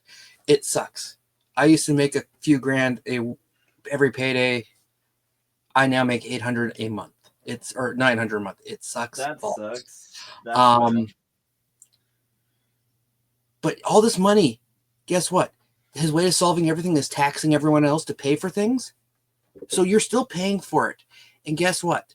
Everything else becomes more expensive. So yes, people will have more money from EI, but things will cost more. So it'll equal out to being the same issue where your money's not worth as much.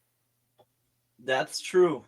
And it will be worse if Mr. Ear as is free dental care and medical care as you want. Because their jobs are lost. We have not heard from Nothing in Mr. Canada Blanchet yet is in free. this segment, so please. Yeah, Mr. Carney, you are becoming a real Canadian leader, saying one thing in French and another one in English. You said in British Columbia in February that you would force oil and gas through pipelines through Quebec, either we wanted it or not. You would use emergency powers in order to do so. And 2 days later in Montreal, you said that you would never do that without the approval of Quebec. What's the point of using emergency powers if you do have the agreement of Quebec? However, I do agree with you. It's important to be very strong in front of Mr. Trump. However, I would keep the dollar for dollar policy. Don't be weak in front of Mr. Trump. And those counter tariffs have to be targeted. You have put out already $2 billion for Ontario auto industry, car industry, and the lumberwood industry in Quebec has already paid to United States $2 billion, and you have not raised one finger in order to help us. Let's get from Mr. Poliev and then a response from Mr. Carney.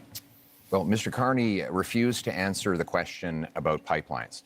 Just the other day, he said that he doesn't necessarily think we need to build pipelines. Let me tell you what that means. Right now, the Americans get 97% of our oil, 100% of our natural gas exports at big discounts. We have to send Canadian oil from Western Canada through the States just to get it back to Quebec because we don't have a pipeline. And now there's this law, Liberal Law C-69, which effectively bans pipelines. The 14 biggest energy and resource companies say it has to go if we're ever going to build another project. And I asked Mr. Carney why he would keep in place this anti-pipeline law that effectively empowers Donald Trump to have a total monopoly on our single biggest export. Why would you not repeal this Liberal law? Isn't it because you are exactly the same in the same line as Justin Trudeau and the rest of the Liberal team that is now making up your cabinet? Let's get a response. Well, let me pick up a couple of points that have been made. The first thing I did as Prime Minister was to cut the carbon tax. Pause. That's the first. He goes on the carbon tax, and we were talking about the pipeline. Oh yeah, and the carbon tax, which he said he canceled, he never actually canceled. He changed things so he can bring it back at any moment. It wasn't canceled or stopped. Carney's the people who he hired to work for him were all people who were so incompetent and so bad that Justin Trudeau had to fire them. And Carney hired them back. So your carbon tax is kind of okay. Do you guys have VAT taxes up there? I think I've seen that before. I just don't know where. Value-added tax. I can't remember, in all honesty. Me either. But I mean, no, like it's so funny. Your carbon taxes, you just pay like taxes to pay taxes, basically. Oh yeah, but it'll mean more money back. So somehow they take our money, they put it into their pockets, and then they give us more money back. Bullshit. Well, you also got a lot of social programs you have to support as well. Second. But this is what I was talking about, your oil situation, because you were supposed to get the Keystone pipeline, but then you started farming it out to the Chinese or the Japanese. Well, sold the it. U.S. wouldn't take it.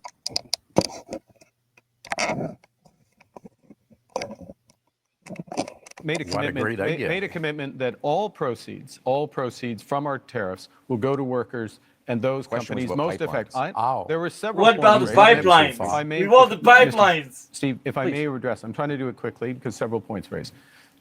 All proceeds go to workers and the firms most effective. And those we don't care about that. We want the pipelines. I'm interested in solutions. I'm interested in getting energy infrastructure built. That means pipelines. That means carbon capture and storage. That means electricity grids. And here's how you do it. And we've already moved in the first month. Cooperation agreements with the provinces. Guess what? We are a federation. You need to cooperate with Quebec. You need to cooperate with the provinces. You need to get First Nations and Indigenous people buy-in. You can do that through the one project, one review window that we put in place at that first ministers' meeting, as well as, if necessary, using emergency powers to fulfill the federal responsibility, but not the unique. Mr. Polyev, you want to come back on that? What you're saying, Mr. Carney, with respect, is a total contradiction. The No New Development Law, C-69, guarantees there will not be one-stop shop because it requires the Government of Canada to actually duplicate the same project. Have no regulation. Have one. You see, he is back here and he cuts off Polyev again. That's the second time around. And in the French debate, that same jerk, at some point, his mic was turned off because he kept cutting off people over and over again. That was that bad in the French debate. Jagmeet is hilariously bad. There's a reason it's not just by me. There's a reason why a lot of people call him Jagoff, and not just because he's Indian, because he's a jackass who talks out his ass, who lies. He's known as a Maserati Marxist. He's incompetent. He's got more money on him right now than the party has in their bank account.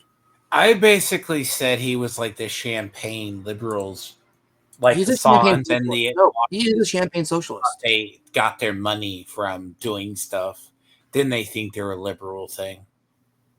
And he cuts off people because he has no respect. We just got to let him finish his sentence. Let's just let him finish his sentence. That is not true. In fact, Mr. Singh, the reality is we should have strong rules enforced once. We shouldn't have multiple levels of referral that it takes now 17 years to get a major project approved in this country. That is why in the last 10 years we've had the worst economic growth in the entire G7. We cannot afford a boycotting off term. Mute we the need guy. a change, and the Conservative plan for a change will include repealing the anti-pipeline law so we can get our energy to markets other than the United States. Mr. Singh, then Mr. Carney. While these two compete about who's more pro-pipeline, I think what we need to do is, it's clear. The Liberals bought a pipeline. They built a pipeline. I don't know what Pierre is complaining about. That's what they did. I think what we need to do, if we're talking... If they really did, why are we not using it? Because they talk about money and it's just all bullshit. Jack off, as he call him, he is talking his ass off again. But energy in our country, we need to build an east-west grid. Let's use our power as a nation to build a national project that creates good jobs, that strengthens us for the future, where we connect the low-cost energy from jurisdictions and provinces across this beautiful land and have low-cost energy for businesses, for people, so we can build a stronger economy. That's the energy of the future that we need. Mr. Carney. 3 quick points. First, the pipeline built, yes, TMX built. That's why oil exports up 50% over the course of the last few years. Secondly, I don't think Mr. Singh is absolutely right about the east-west grid interconnections, which is part of the energy corridor. Huge opportunities for this country. We have to be able to do more than one thing. Third point, fundamental point. We can give ourselves far more than Donald Trump can ever take away. If we have one Canadian economy, not 13, and we just look at that agreement we got with the provinces, look at what Ontario and Nova Scotia have just announced. But we'll keep giving away our resources that within our grasp. Mr. Blanchet, what should we be prepared to concede in our negotiations with the United States? I want to be back to something that Mr. Carney said. Quebec first again. You can't do something and the opposite, and you can't fill people's mind with nonsense. Quebec has, by law, its own environmental review institution. Stop it. And you cannot, through a federal decision, even through a Quebec government decision, go over as we call it. If by separating yourself from the rest of the country, it's talking down to them. No, I know. Good. I know. Let's but this keep is that in mind. This is the point. This is, if I may, this is the point. The federal government can do the following, which is to take the decision to abide by the decision of the Quebec map. That is within the federal government's power. That is known as cooperative federalism. That's what we need to do. And do you understand one other point? This is what we need. This is what we need to do in a crisis. We have Moïse and then Mr. Polyev. Yeah. The building of those pipelines will take at least 10 to 14 years. Mr. Trump will be 90 years old, not president no more, might- and somebody, try. of course, less terrible will be there before you can even dream of having oil through this pipeline. Even of Pierre yours. is like less than a laughing minute to his go, ass Mr. off. Polyev, He's I like, promised even the you next. gimmicker is Listen, poking after shot the at last the liberal 10 right years of liberals Well, blocking here's the thing. pipelines Here's and killing French. jobs. And he even is laughing at him. And you know, what's hilarious? What's hilarious is even Blanchet, the most useless guy there, was smelling blood like a shark, and he went after Carney there, right for the throat, as they say. Well, I A think good it was. snack. I think it was also because people were saying he was bitching at the conservatives about going at the liberals too much, and that was hurting NDPers for the ones who just hope to get a seat. Yeah. Wild when you We say that. actually need to get things that makes done. sense. We need a change, and our conservative plan for change will repeal the No New Pipelines law. It will create a true one-stop shop, set up shovel-ready zones with pre-permitting so that we can approve LNG liquefaction export plants, mines, pipelines, nuclear plants, and also said no to that. hydroelectric dams so that we can generate the power we need to be strong, self-reliant, and stand on our own 2 feet for a change. Last quick word to Mr. Carney. Okay, quick word. Bringing it back to what we were talking about, which is tariffs, the threats to Canada, how to negotiate. We need these options. We need these options to build domestically, to build one Canadian economy. We need to act. We need to diversify our just trade repeats partners. the same that's shit our over and primary over segment. again. That is our time. Okay, you know my job tonight. I got to be the heavy guy here every now and then, making sure everybody comes to Trudeau time. did. And I'm keeping an eye as well on making sure that everybody gets rough justice over here. That concludes our first section and our first debate. Up next, affordability and the cost of living. That one will be a bloodbath. Our goal is to double the pace of housing construction. You will lower your bills, build homes you can actually afford. Il faudra parler des entreprises du Québec, des travailleurs du Québec, des aînés du Québec. A big, Quebec. home tax cut on work, investment, energy, and home building. Okay, leaders, same idea, one-on-one questions followed by open debate format. And Mr. Polyev, you get the first question this time. Many provinces, including some provinces with conservative governments, have ambitious housing targets, none of which have been met. Why do you think your housing plan will be any different? Let me start by talking to the young people of the nation and those who are aspiring to home ownership. You know, it was only 10 years ago you could buy an average house for $450,000. But in the last lost Liberal decade, housing costs have doubled, rising faster than in any country in the G7. And so now our youth cannot afford a home, and our seniors are worried about being evicted. We can't afford a fourth Liberal term of rising housing costs. We need a change. And our conservative plan for change will, 1, axe the federal sales tax on new homes. 2, incentivize municipalities to cut their construction taxes to bring houses down in cost by $100,000. 3, sell off federal land for homes. And 4, train up 350,000 young trades workers who can help build those homes. Because you deserve a home, and we're going to make it happen for a change. Also on the issue of affordability, Mr. Singh, you get the next question. How do you bring down grocery prices in the midst of a trade war? I appreciate the question. This is a big concern. When I talk to Canadians, they tell me they're really feeling squeezed from the cost of living. That's one of the top things that people tell me about.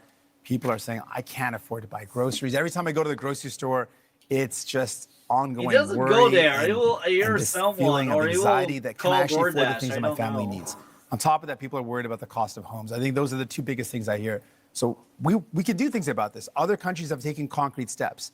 We can put in a price cap on food essentials. France has done it. Greece has done it. To great success. It's brought down the cost of food significantly in both those jurisdictions. We can also So more lies, just like Carney. I'm going to send the thing that you need to play just to show how and I showed this to D-Lord the other day, to show how disconnected he is from reality. I like that. From buying up the affordable homes to keep homes that are affordable. We can make things better for Canadians, but it requires having the courage to take on the powerful corporations that are ripping you off, that are price gouging you. And we know that price gouging is one of the major reasons why food prices are going up. You're never going to hear Pierre Poilievre or Mr. Carney talk about the fact that these are the corporations Thank you, ripping you Mr. off. Singh. That's time. Mr. Blanchet, I want to ask you about old age security, which will soon cost this country $100 billion annually. By the way, you ever notice how liberals and progressives are fine as long as their corporations benefit from it? It's like in the U.S., like Nancy Pelosi's been one of the biggest, most successful investors in all of our history in stock options. She has win ratios in her stock options that put the best speculators to shame. Oh, remember when they were talking about moving the bills that would protect America with the chips, whatever it was called? Yeah. And somehow shortly before she sold off her shares? Yeah. And then they try and say Trump is insider trading when there's more proof. And then in Canada, I hear from these people, they go, as long as corporations we back get money, or my corporations get money that pay me. Okay. It's just like in California when the businesses that are owned by the leaders get all the exemptions, but everyone other business that's small gets charged. But remember, Republicans and conservative people are bad who use their own companies to promote themselves. Yes. And they do the same. No, but if you can take a small break from this video and show the video I sent you. Okay. It shows how disconnected he is when he talks about grocery prices. I'm downloading this. So the thing I find funny is, okay, affordable cost of living is hard. You know why? Because of scalping. Yeah, that's true. There's also, now eggs and dairy went up in the U.S. because you had to kill off a lot of chickens and pigs. Oh yeah, liberals love to bring up the fact that eggs are still expensive, but they don't like to talk about the artificial inflation of prices of eggs because they they apparently had so many issues that they had to kill off chickens because they were all diseased, or there are how many unexplained fires at farmeries. You remember like the avian flu that also struck through some legit, even though avian flu is scary. But how much of that was true if it was actually there? There was a case of avian flu that escaped China, so yes, that's real. Well, yeah. Avian flu can actually kill the same more than swine flu in humans. But the point is, he doesn't even buy his own groceries. He has someone who does it for him, and there's proof in the video that Multi's going to put up in a second. Yeah, I'm trying to. But as I say this, right, like affordability and cost of living, right? Because it's funny, as I've said this on my own streams, it's funny how bag of potatoes, one bag of potatoes. A sack of potatoes, one bag of potatoes. That's Apple, no? Yes. Apple. Are you kidding me? He doesn't know the difference between Apple and... Oh, no. No, that's so wrong. I can't believe this is true. That's true? Yeah, that's legit. That's not edited video. No. I mean, I find it funny. Apples and potatoes sound very different. They look different as well. You can bet he never had an apple or a potato. No, everything about him is performative. Like where he there's a reason he's got all these nicknames, because everyone is we understand knows you would about like to expand it. Even that he doesn't drive cars that much when he doesn't own those Maseratis, and it was just he doesn't know how he got there or anything.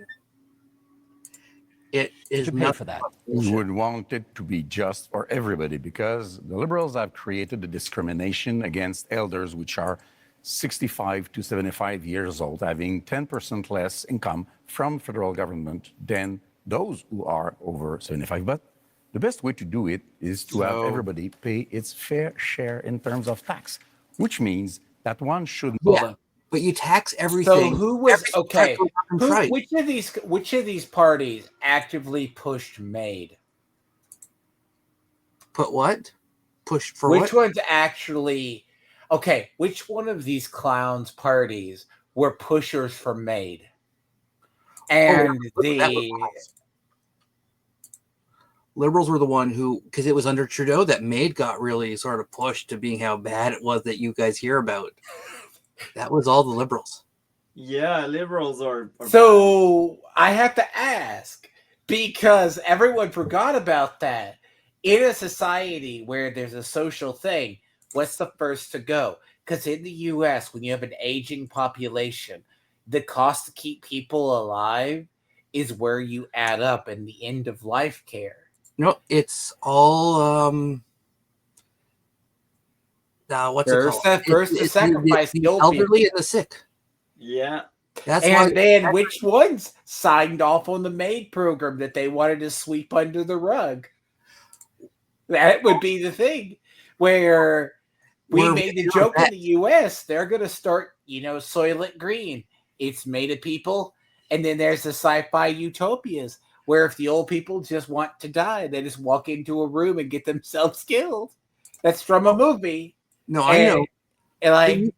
But the biggest story that got the most attention was a vet. A vet who all they wanted was what was promised them. It was, I think, a ramp or something that they needed a ramp and something. So they respond to them, have you thought about killing yourself? There's the joke for a reason about going to the doctor, I've got a cold. Have you considered killing yourself? Is because for a little while, it sort of calmed down after people were calling it out, where the vets, if you were old and something was wrong, they pretty much offered you the choice off yourself. Yeah. And then you hear about what happened in the UK where they were doing that, and it turned out that the machine that was supposed to do it didn't work properly, and they found strangle marks on the body because they had to strangle the person to kill him. No, that's so disgusting. You're talking about the pod one. Yeah, no. Yeah, the pod one. You heard about that where the pod didn't work, so they had to manually do it. Wow. And they're being investigated now. To hide money in fiscal paradise in order not to pay him or his clients or friends, not to pay billions of dollars in taxes that could be used Cardi will be like, the situation that's of right. elders. I'll just dodge it. What's OAS? Sorry. No. Mr. Polyev and I agree on some things. I agree as well on reducing the tax on first-time home purchases as a way to buy. But I am... Mr. Trudeau. Now, the point is to show that you are any better than Mr. Trudeau. I screwed that up. Very different. That's way too far, I'm a very buddy. different person from Justin Trudeau. Focus is on results. Were you his afford their bills for their internet, their cell phone, their home heating? Giving them relief to take the GST off those is a bad idea, but giving a tax break to people who really only earn over more as a way to buy. But I am focused.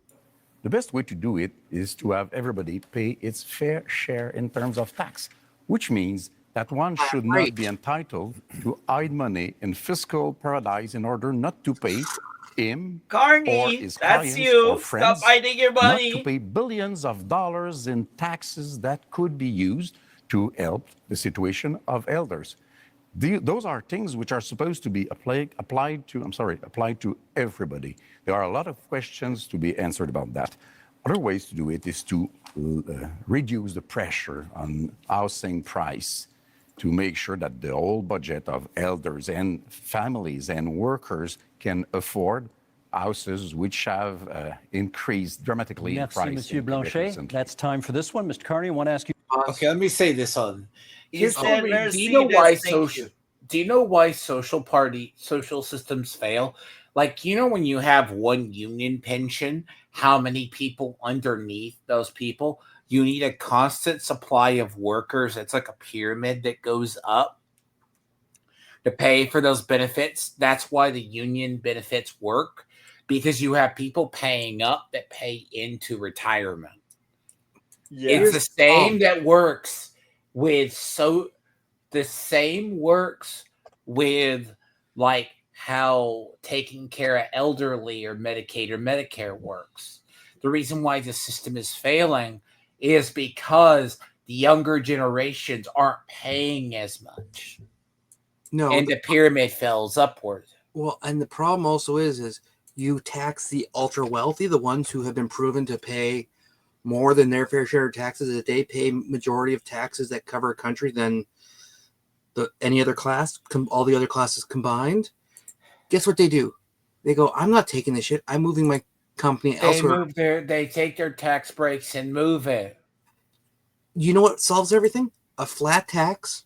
Everyone pays the same percentage, so people who make less pay less. People who make more pay more. Yeah. And see, this is why I mentioned all those loopholes could be removed instead of just removing those loopholes, because they always set those laws for like anything over this amount made gets taxed even more, is always like right above their dollar amount. Biden did the exact same thing when he came into office. About housing, which over the past decade has gone from a problem to a crisis while the Liberals were in power. Is your policy on getting homes built any different from your predecessors, and how? This is one of the reasons why I entered this contest, because of the housing crisis, the cost of living crisis, the housing crisis, Why and are the they Trump referring crisis to the contest? to help fix it. And I would look, the housing approach is fundamentally different because we need a fundamentally different approach. We need to build housing at a rate that we haven't seen since the end of the Second World War. We do need a fundamentally different approach. And with the fundamentally different approach, we can build an entirely new industry. So the question is how? Now, Mr. Poilievre and I agree on some things. Okay? I agree as well on reducing the tax on first-time home purchases as a way to buy. But I am focused on increasing the supply of homes and doing that in a way that uses Canadian technology and modular prefabricated housing, that uses Canadian lumber.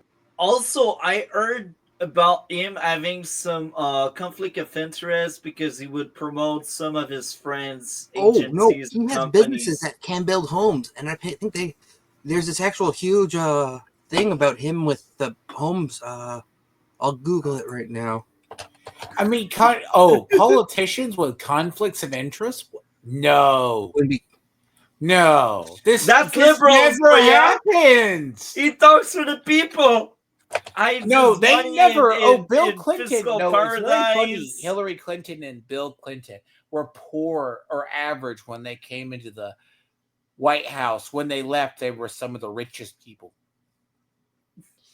That's Carney for you. Someone that will steal from you, and then he will sell back what he stole from you. You know what's funny about him?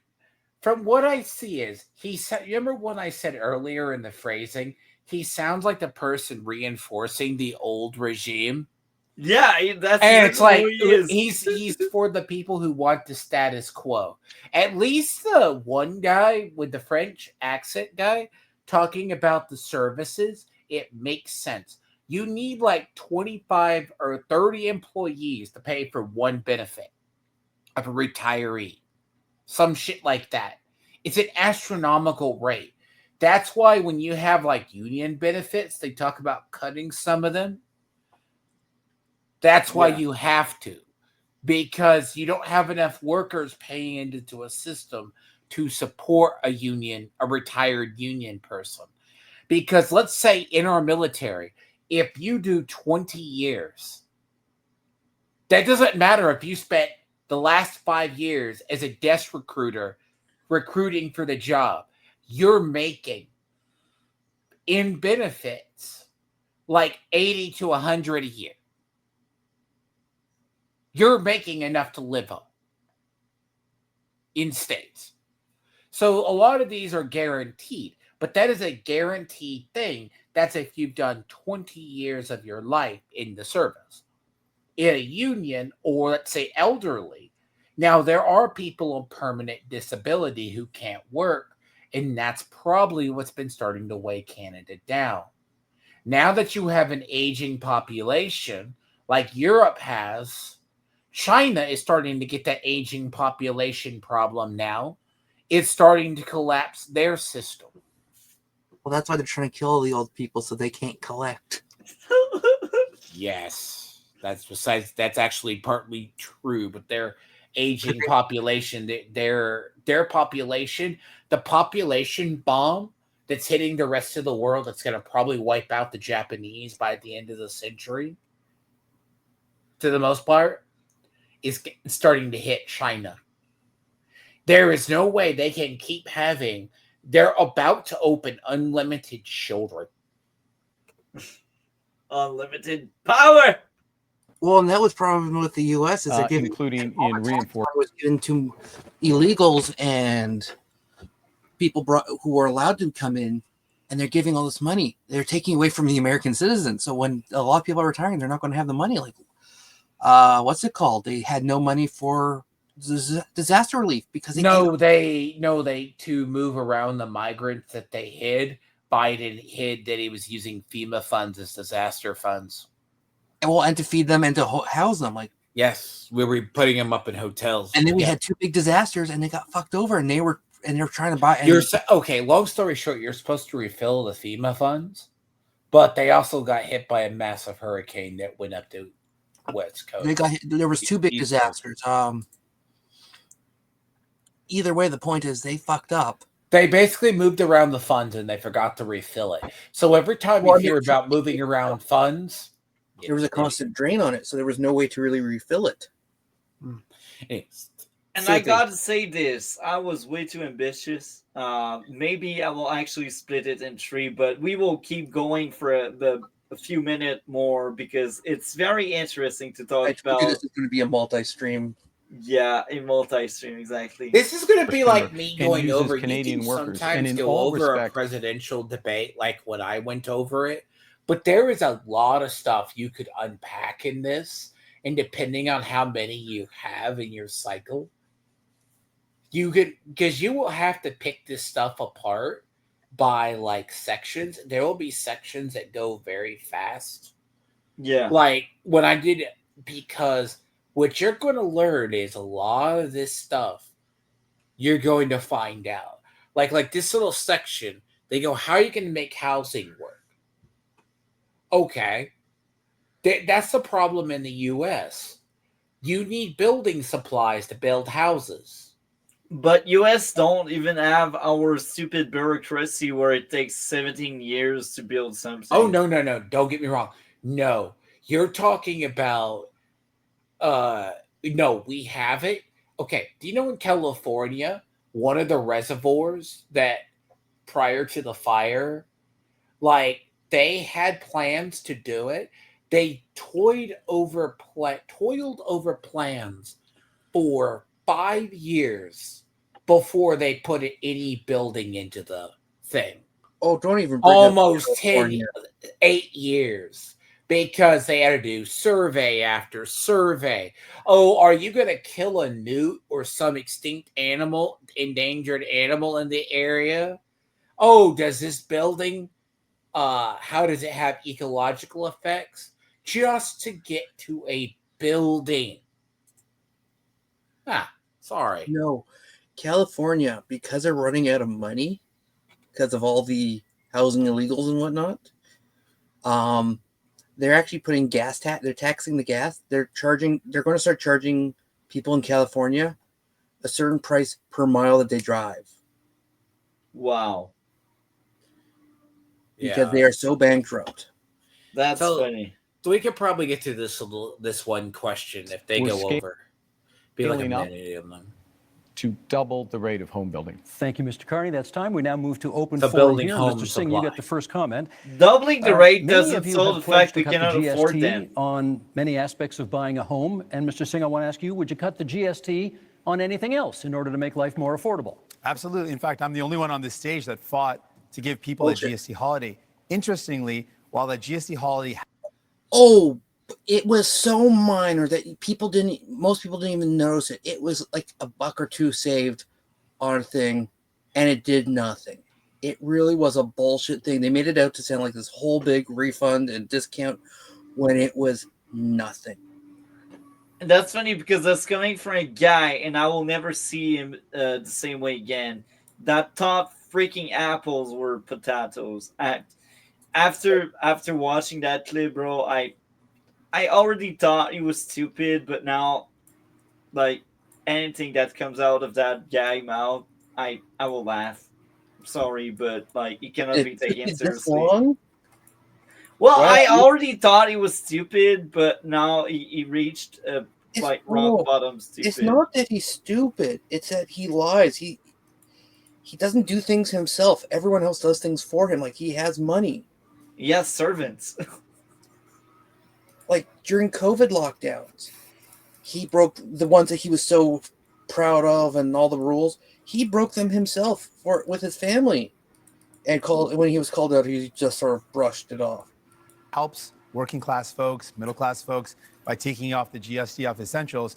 The conservatives under Pierre Poilievre voted against that. They oppose the idea of giving people, actual folks that need help, a tax break, and would rather give millionaires a tax break, which shows you whose side he's on, which is not surprising. But what is surprising is that Mr. Carney also said that giving people a break on their GST is a bad idea. Mr. Carney, why do you think giving a tax break to capital gains folks that earn more than $1 million is a good idea, but helping a family afford their groceries, helping people afford their bills for their internet, their cell phone, their home heating, giving them relief to take the GST off those is a bad idea. But giving a tax break to people who really I need to only hear earn... that. He has a kid? Carney has kids? Carney's trans kid. Poor kid, buddy. What? Yeah, I'm bringing it up. I can't believe that guy. Carney is like this and he has a kid? Wow. So here's the funny thing about what he's bringing up.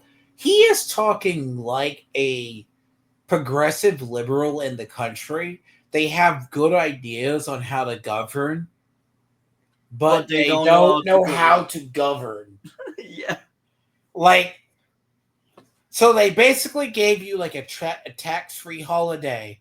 No one noticed it. No, people were noticing because they were told that, oh, you're going to be saving hundreds of dollars this holiday. It's like school. Like here, there's like tax-free day for school if you want to buy your kids shoes or school supplies. It's a discount usually before school, back to school savings. Yep, we get those sometimes too. I need to screen share this because that's shocking. Thank you for sharing this. I'm having to teach a Canadian. Carney as a kid, and that's a Trent's daughter. Why am I having to teach a fellow Canadian about Canadian politics? And that poor child is 24 years old. The worst part is, it may want to be a man, but it still looks like a woman. It looks like that JoJo. That's sad. She looks like. She reminds me so much of that JoJo Quinoa or whatever her name That's is. somehow a good idea. Okay, you went after That's your number. So Carney has a kid, and first, he so I'm going to still give him the hates first shot to respond. the youth. Okay. Well, Mr. Carney, Got the it. reality is Well, that he housing costs wants to doubled get her, under the Liberal government. While genitals mutilated. Justin Trudeau made exactly the same promises that you are now repeating today. He promised that he would double home building. In fact, home building went down. He promised that he'd reduce the cost. In fact, it went up, and now here we are. Mark Carney is asking for a fourth Liberal term, repeating the exact same Liberal promises that priced you out of a house. Just a few weeks ago, before the election, the Liberals voted against taking the GST off new homes, and they have continued to build up bureaucracies that block construction. We need a change so that you can afford a home, and our change will be, again, to axe the sales tax on new homes, incentivize municipalities to speed up permits, free up land, and cut development costs, train up 350,000 young people who... Okay, how much is a average small, like, 1,500 to 2,000 square foot house to get into and up there? No like idea. Condo? It depends on which province you talk about because all the provinces are different. Okay, I have no idea. All I know is my condo is worth almost $1 million, and it's a 5-room. How much is the average rent?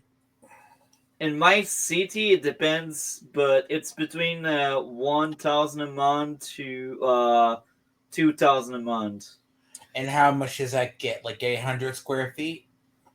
I don't know about that. I know the number of rooms. If it's 1,000, that's probably one room where you almost shit in your bedroom.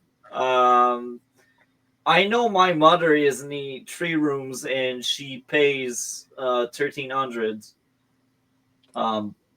My place would be around 1,800 to 2,000 because I'm downtown and it's a 5-room. But yeah, that's the market here. Oh, here we go. Here's something to also look at when you're talking about the housing market. I'm going to send you in one more thing. The reason why housing is like in Toronto is because, again, a lot of migrants are given houses that they rent out. Yeah. Look at bring up this map of in Toronto, 8,358 Airbnb listings in Toronto. That's a lot of foreign investment. Yes. That's a ton of foreign investment. You need to And see that's the map. It's almost. That's crazy. That's just Toronto. That's just crazy. No one's selling houses. They're renting them out. And it's mostly people who either get them for free or they get them and then sell them and then rent them out while they live somewhere else. Nicer. That's disgusting. And it's crashing the housing market. To build those homes and sell them. Yeah. So I think that's the perfect moment because I traded skits, sharing my fear about the future in Canada if we get more liberal term and bullshit like that. I have seen many videos and stream and discussion about Canadian politics just before doing this video here. The democracy is dying here in Canada and its future is bleak despite the fact that I mock the relevance of the NPD and the Bloc. They are needed here in order to people to have more than one choice. Of course, NPD is liberals in disguise, but still voting NPD is voting better than liberal. Won't vote NPD means a vote was removed from liberals or conservative. Hell, many parties means the liberals won in minority in 2021. Speaking of minority, the seats is a concept that's disgusting and outdated. Pretty hard to complete. Rewind. Pretty hard to compete with big parties with 30 seats when they got 120 or 160 by default because they won more often than you. We won't be any better than the US after the collapse of NPD and Bloc. And I gotta say, I'm scared. I mean, just imagine just having a liberal never-ending term because people fearmongers goddamn. Well, and that's the scary thing about Canada is unless there's a vote of no confidence and the NDP aren't getting sucked off by the Liberals, there technically doesn't need to be election ever. It's at whoever's in charge. You're probably worse off than the U.S. We get stuck with shitty politicians till they retire, but for certain parties. But it's the prime minister. We're stuck. It's the prime minister, the one you want to be able to change. You're stuck with a shitty parties if they don't rotate the parties. The problem is it's a irresponsible voting populace. Well, we have the same thing as the U.S., where it goes sort of liberal, conservative. That it just keeps going back and forth. But instead of having like the mandatory 4 years. So it's not the every 4 to 8 years that it changes. It can be more than that. But it does go back that when there's a big election, when the current prime minister decides to step down, usually there's a party switch. Never NDP, because wherever NDP go, they bankrupt. And it's not even funny. And also the drugs.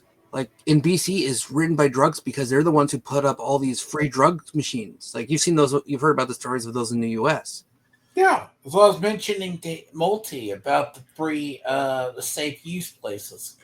Oh, it's not even safe use. Like near some hospitals in BC, they have vending machines. Yeah, and conservatives, no- they were suggesting a solution to this shit by And just swapping stuff. And it's got heroin. It's got a few drugs. Like, you know what? Things could always be worse, D-Lord, in Canada. We could be Australia. You're right. No, The land that is going to be needed in order to build homes. That is a real plan for you to own a home and afford your life for a change. Mr. Carney, they're coming at you from both sides. What do you say? Okay. I know it may be difficult, Mr. Poilievre. You spent years running against Justin Trudeau and the carbon tax, and they're both gone. Okay, they're both gone. That's a lie again. Another lie. No, very different. Look, I'm a very different person from Justin Trudeau. That's a lie. Focus is on results. Were you his economic advisor? Focus is on inflation in the housing market. You've got to change the model of building. You've got to increase the financing for housing developers. $25 billion on the table for those housing developers. $10 billion for deeply affordable homes. No. Cutting development charges in half, lowering the cost of the building of those homes by 20%, and lowering the emissions and the run costs of those homes by another 20%. This is how you drive affordability. This is how you bring young people back into the housing market. Exactly what Trudeau and then Mr. Singh. You claim to be very different from Mr. Trudeau. Now, the point is to show that you are any better than Mr. Trudeau. You claim to have a lot of experience in many things, and you know things. Last time we had somebody saying that they knew things, it was the senators, and they killed the law that protected supply management because they knew better than us and were elected by nobody, exactly like you are today. You say that you are a great crisis manager. Which one? I heard of nothing. As far as I know, Brexit happened, even if you were against it. You say you are a great negotiator. What have you negotiated but fiscal paradises in Bermudas or Cayman Islands?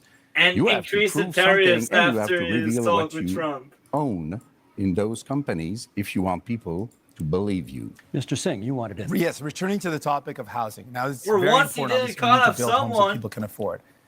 Mr. Poilievre had the opportunity to show us what he could do. He was the Minister of Housing under Stephen Harper. And during that time, guess how many homes he built? Like he built 6 homes ago. during that entire time. This is not something you can trust to build homes. He built 200,000. 6 homes. 200,000. Did we ask Boz here? Just give me 1 second. The funny part about this is he speaks like the liberal person, the liberal progressive who has his facts. Like he literally speaks like the Hassan or Vosh. They go, oh, but there's this fact that is 100% true. Yeah. But he has, okay, I will give this man the credit he deserves. When he is speaking publicly, he is on spot. Like the way he phrases his stuff, they're either really good practice coached responses or they're really good NPC lines. Because if you look at that face, that is a well-trained politician / actor who has the perfect lines down to the body language. But if you read through that, it sounds good, but if you apply the logic to it and the realism, that's when the facade cracks. It's a train wreck. Am I wrong, Mandalore? He has the good body language. Like when he's giving these questions, He is well trained. No, he's not. No, he's not. No, the responses are. No. Yeah, well, he knows his shit well, but he knows the talking points is my main thing. He knows a good way to phrase it. So he's trying to say Pierre Poilievre built only 6 homes. Was never actually a housing minister. He was named Minister of Employment and Social Development and Minister of Democratic Reform. There was no housing minister. But under him, There was actually 3,742 built, not 6. Well, of course, it's going to be a lie. I mean, Because he's really that's the good at liar. talking All he does points. is lie. Like, He's good at talking points, though. no, but the problem is when you know his facts are all like almost everything he says is a lie. When he is like Bernie Sanders, he's like all the champagne socialists who say that, oh, we're going to give everything for free. Everything should be free and tax, and the wealthy should pay. It's all garbage. He'll protect himself, and everyone else will be fucked. And confirmed again and again. He were 200,000. 6 homes. That's it. Now the problem though with Mr. Carney is while he's laid out a plan, the problem is that when he was the chair of Brookfield Investments, this is a company that made a strategic decision to buy up affordable homes in cities like Toronto, where people were paying a decent rent, and they purposely bought those homes, kicked out the tenants, and jacked up the rents. That is not someone you can trust, sadly, to deal with the housing crisis when Mr. Carney, you profited off of it. We're going to get responses here. Mr. Polyev first, Mr. Carney second. First of all, Mr. Singh, hold this up to remind you. the Toronto 6 right Star, the Toronto Star debunked your falsehoods. No, it was 6 on that. homes, and I that's the appreciate facts. neither Liberals or NDP are very good with math, but in that You're year, clearly- the year I was senator, if I which could, is great. the year, Look at him smiling. In the You year, know, the year I was minister, we had 200,000 homes built, and guess what the average price of a home was at the time? $450,000. And guess what happened And at the end of the conservative reign? one bedrooms It rented out doubled. for $900. You keep hearing that goddamn and that's since that giant time, cutting housing off costs have actually here. doubled under the Liberals. They doubled and now under we Conservatives, have too. now we have Mr. More Carney cutting making off.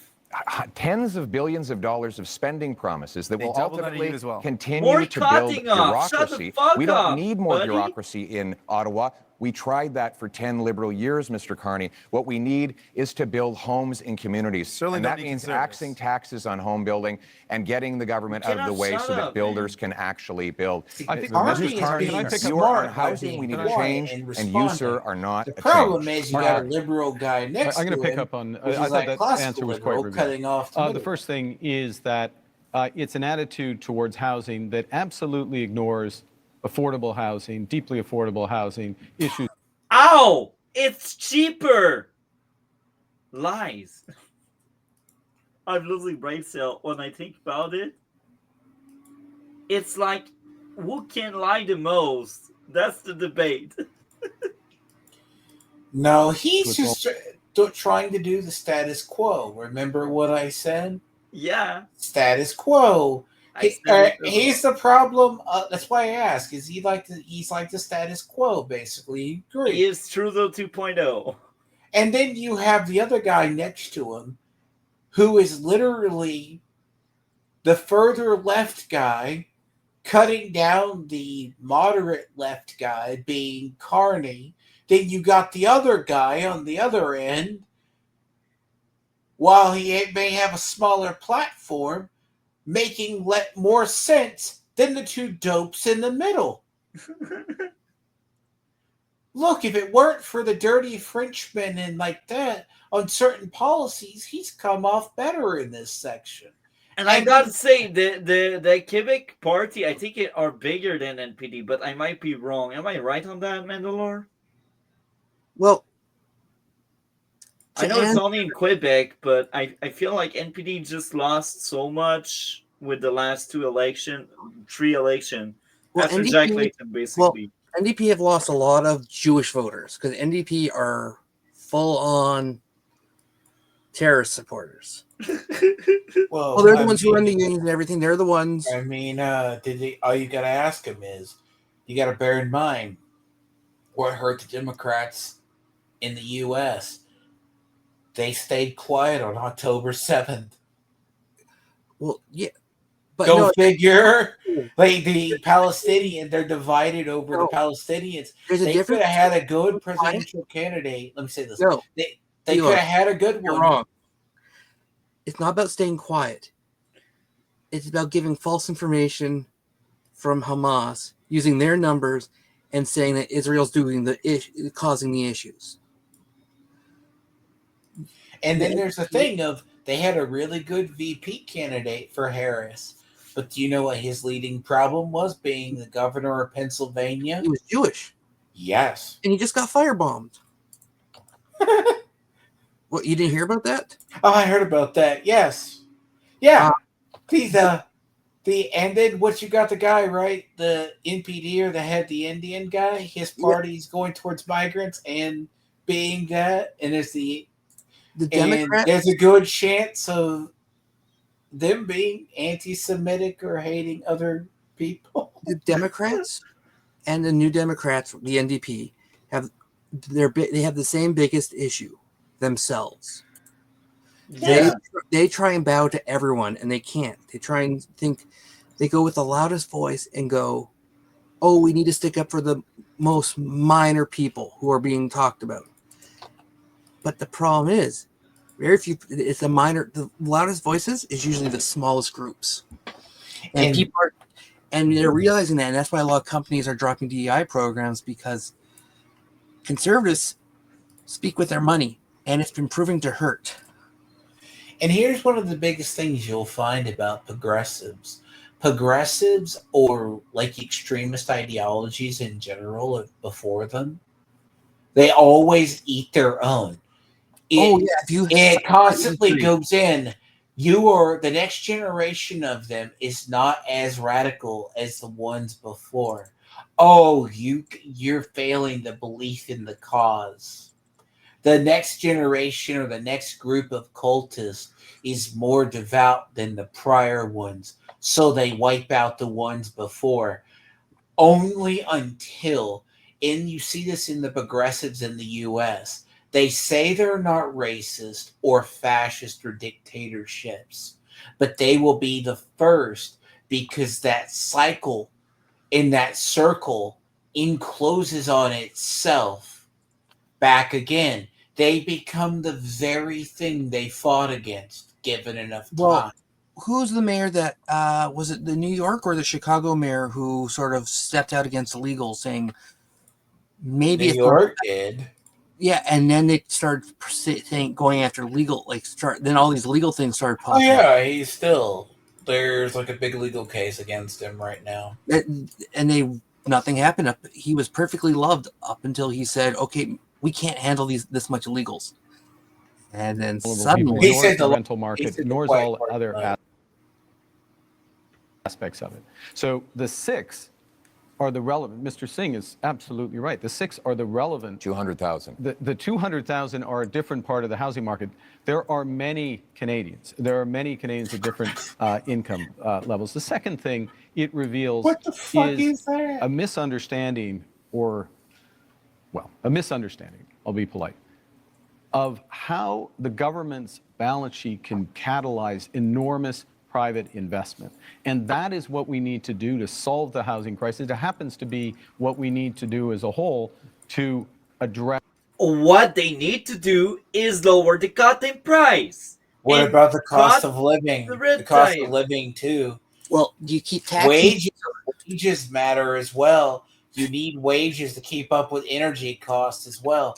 It's you not can even own a house, but then you can barely be able to pay. But the problem also is especially with the NDP and the Liberals, they keep trying to tax you more so that it can help more people. But the problem is, you tax things become more expensive. And when things become more expensive, you give people money raises means nothing because the things are more expensive. You're in the exact same spot. The dollars of money moved, but they moved up the same amount. Yeah. The economic crisis that's been forced on us by President Trump. Mr. Blanchet? No, by the Liberals. Trump has you have nothing to spoken do much with more this. than I have, so I won't ask a question. I will make a statement instead. I'm not saying that you cannot do what you pretend that you are able to do. We just have no proof so far. I'm saying quite clearly that you cannot be entitled to do it alone. You cannot be entitled to hold all the power in your two hands. You cannot go out there and fix things for Canada and Quebec without being seriously checked by serious people. You cannot go out there and speak for Quebec without Quebec having its own strong voice to protect itself and to promote its different economy. So if you want to collaborate, let's say right now that whatever happens, even if minority government happens, you will be a partner with the different Quebec economy and identity, which you have been not interested in for the economic part and not respectful for the identity. Let me get Mr. Singh in at this point. Can you tell us what's the first thing you would do to make life more affordable for Canadians? Yeah, there's a lot of things that we can do, and I've laid out some of those things. I think fundamentally, I'm the only person on stage that not only fought for real relief for people in terms of affordability, I'm the only one that fought for pharmacare that actually makes life more affordable by giving people medication coverage, dental care that gives people more affordability by letting them access their services if you're a senior and a kid. I fought for childcare to make sure people could afford childcare. Like all we are not measures taxed that Mr. enough. Polyev voted against, all measures that Mr. Blanchet voted against. So if you want someone that's going to fight for you in Ottawa to actually make life more affordable, you can't entrust all the power to Mr. Carney. He doesn't have a track record of making life more affordable for people, but we do. So vote So for... do you. No. More tax, buddy. More tax. And with this. Well, and that's the thing. Free does not mean better. For everything, there's no such thing as free in Canada. Everything is paid for. Yeah. By taxes. And sometimes it's terrible. And you know what? When they cut taxes and they cut like free Medicare, do you know what that they're doing? They're putting that money back in your pocket so you can save up for those emergencies. Yeah. Conservatives put more money in your pocket and say, you know what? You're an adult. You're responsible for your own health and well-being. We will help you when you need it. But you are responsible for the basic overall. And the NDP and it's the same thing with African Americans in the States. They talk down to people to make them sound like you're too stupid. Yeah. That you're too stupid to take care of yourself. You're too stupid to vote legally with ID. You're too dumb. So let us do everything for you because you're stupid, and people fall for that. Yeah. So with that being said, I had too much ambition. I was too ambitious. Well, it was without me. It was planned without me, and I'm the one who talks a lot. And we will have a part 2 tomorrow, and the exact time will be in afternoon once you wake up, Mandalore. So we will talk about that. Yeah, when you wake up, we do part 2, and part 3 will be around the time right now tomorrow. So I think a lot of the thing here is what I'm seeing is a lot of stuff you're going to have to unpack a lot of political speak between the people. Like what's rubbing off on your politicians is the style. It's like the styles of our politics have rubbed off on you. Your liberal people who are what we call the moderate lefties, like the classical liberals will sound like classical liberals. Our neoliberals are sounding like the Indian guy. He's like really good with talking points, but it's only on the surface. It's not good with facts. He's not good with talking points. He's good.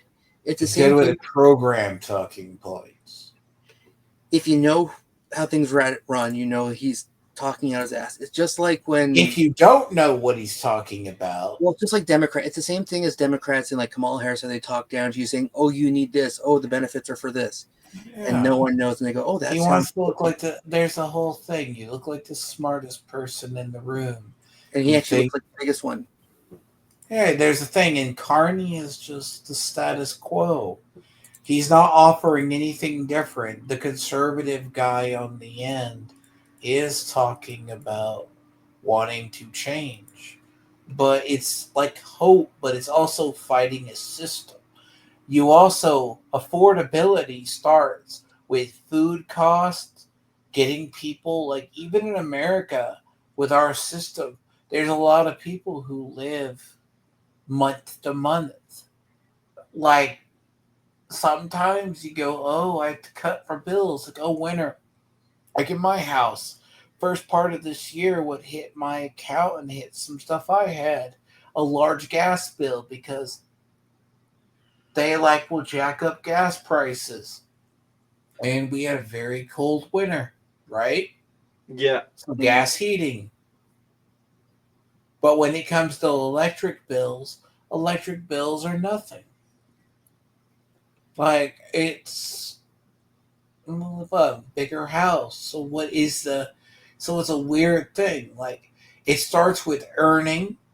What are you making? Do wages keep up with the price of food when you go to the grocery store?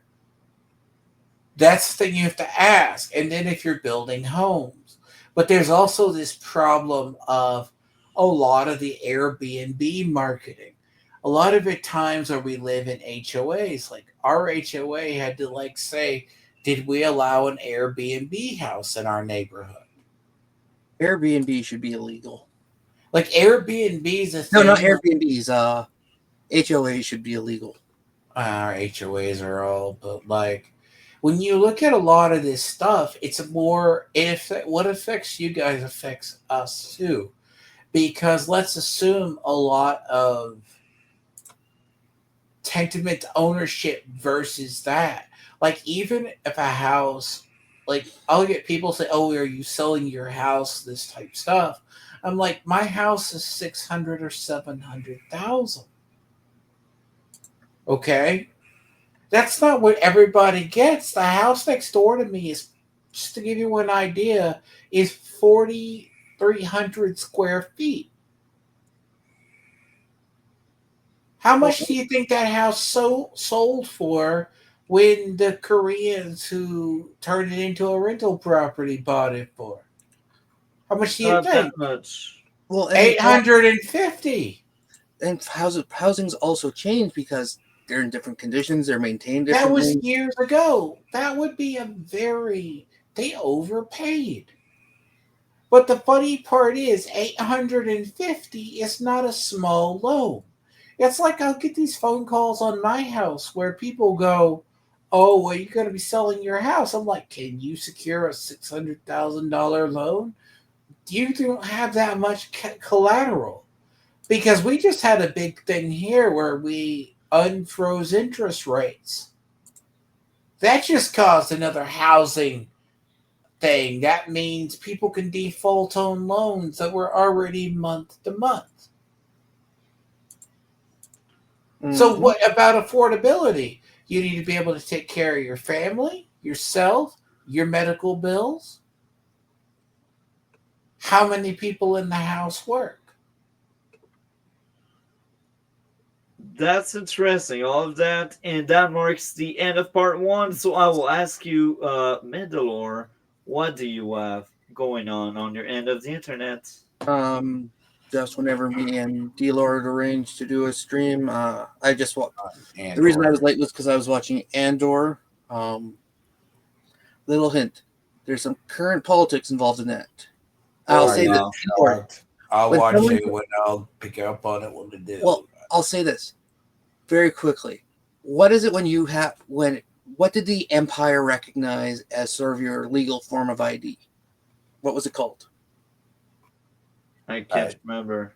Chain codes. The chain codes when you go from one ship to another. Well, chain codes are also for just transporting your ID. They were talking about, do you have your visas? Are you here illegally? Oh my. Wow. Okay, so it's not the codes when you're going from one planet to another. Visas have never been brought up before in Star Wars. We will get into that on the stream. I may hit you up on that. Like I'll do because I think on my end I got I am hoping I got one more thing.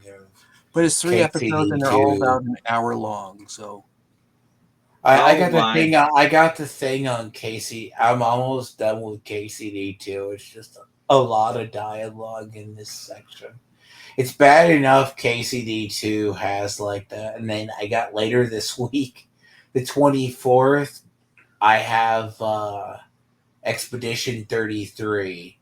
See, I need KCD2 is just taking a while because it's one of those things. I'm at the point of trying to get most of the choices out of the way, and I'll have to do my review on it because a lot of people haven't done.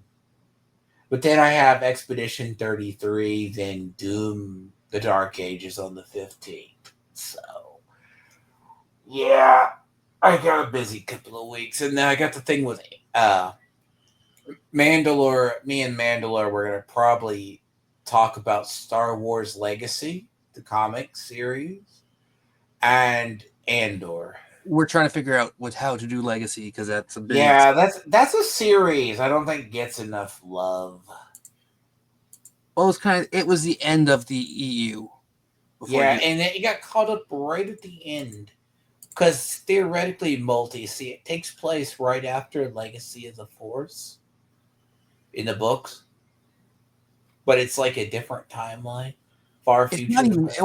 It's further down the timeline because it is further future timeline. Luke is long gone. It's future generations. It's like his great. Maybe it's like 100 years difference initially, but I could be wrong when I reread it. But no, other than that, I guess tomorrow. Yeah, tomorrow we got part 2. At some point in the afternoon when Mandalore wakes up, and I wake up most of the time not that late. It's more of the time where I get up from my nap. It all depends on how I sleep tonight, or if I sleep. No, I could sleep. Well, we will keep each other posted about that. I will be awake for sure. I'll be awake too. Yeah, so that's not gonna be the issue of. I may start my last stream. I might start that last stream early and just go through it. And part 3 will be kind of late as well. With that being said, next week more movies, and probably Thursday and Friday more politics. We will see how it goes. With that being said, we are out for now, and tomorrow part 2.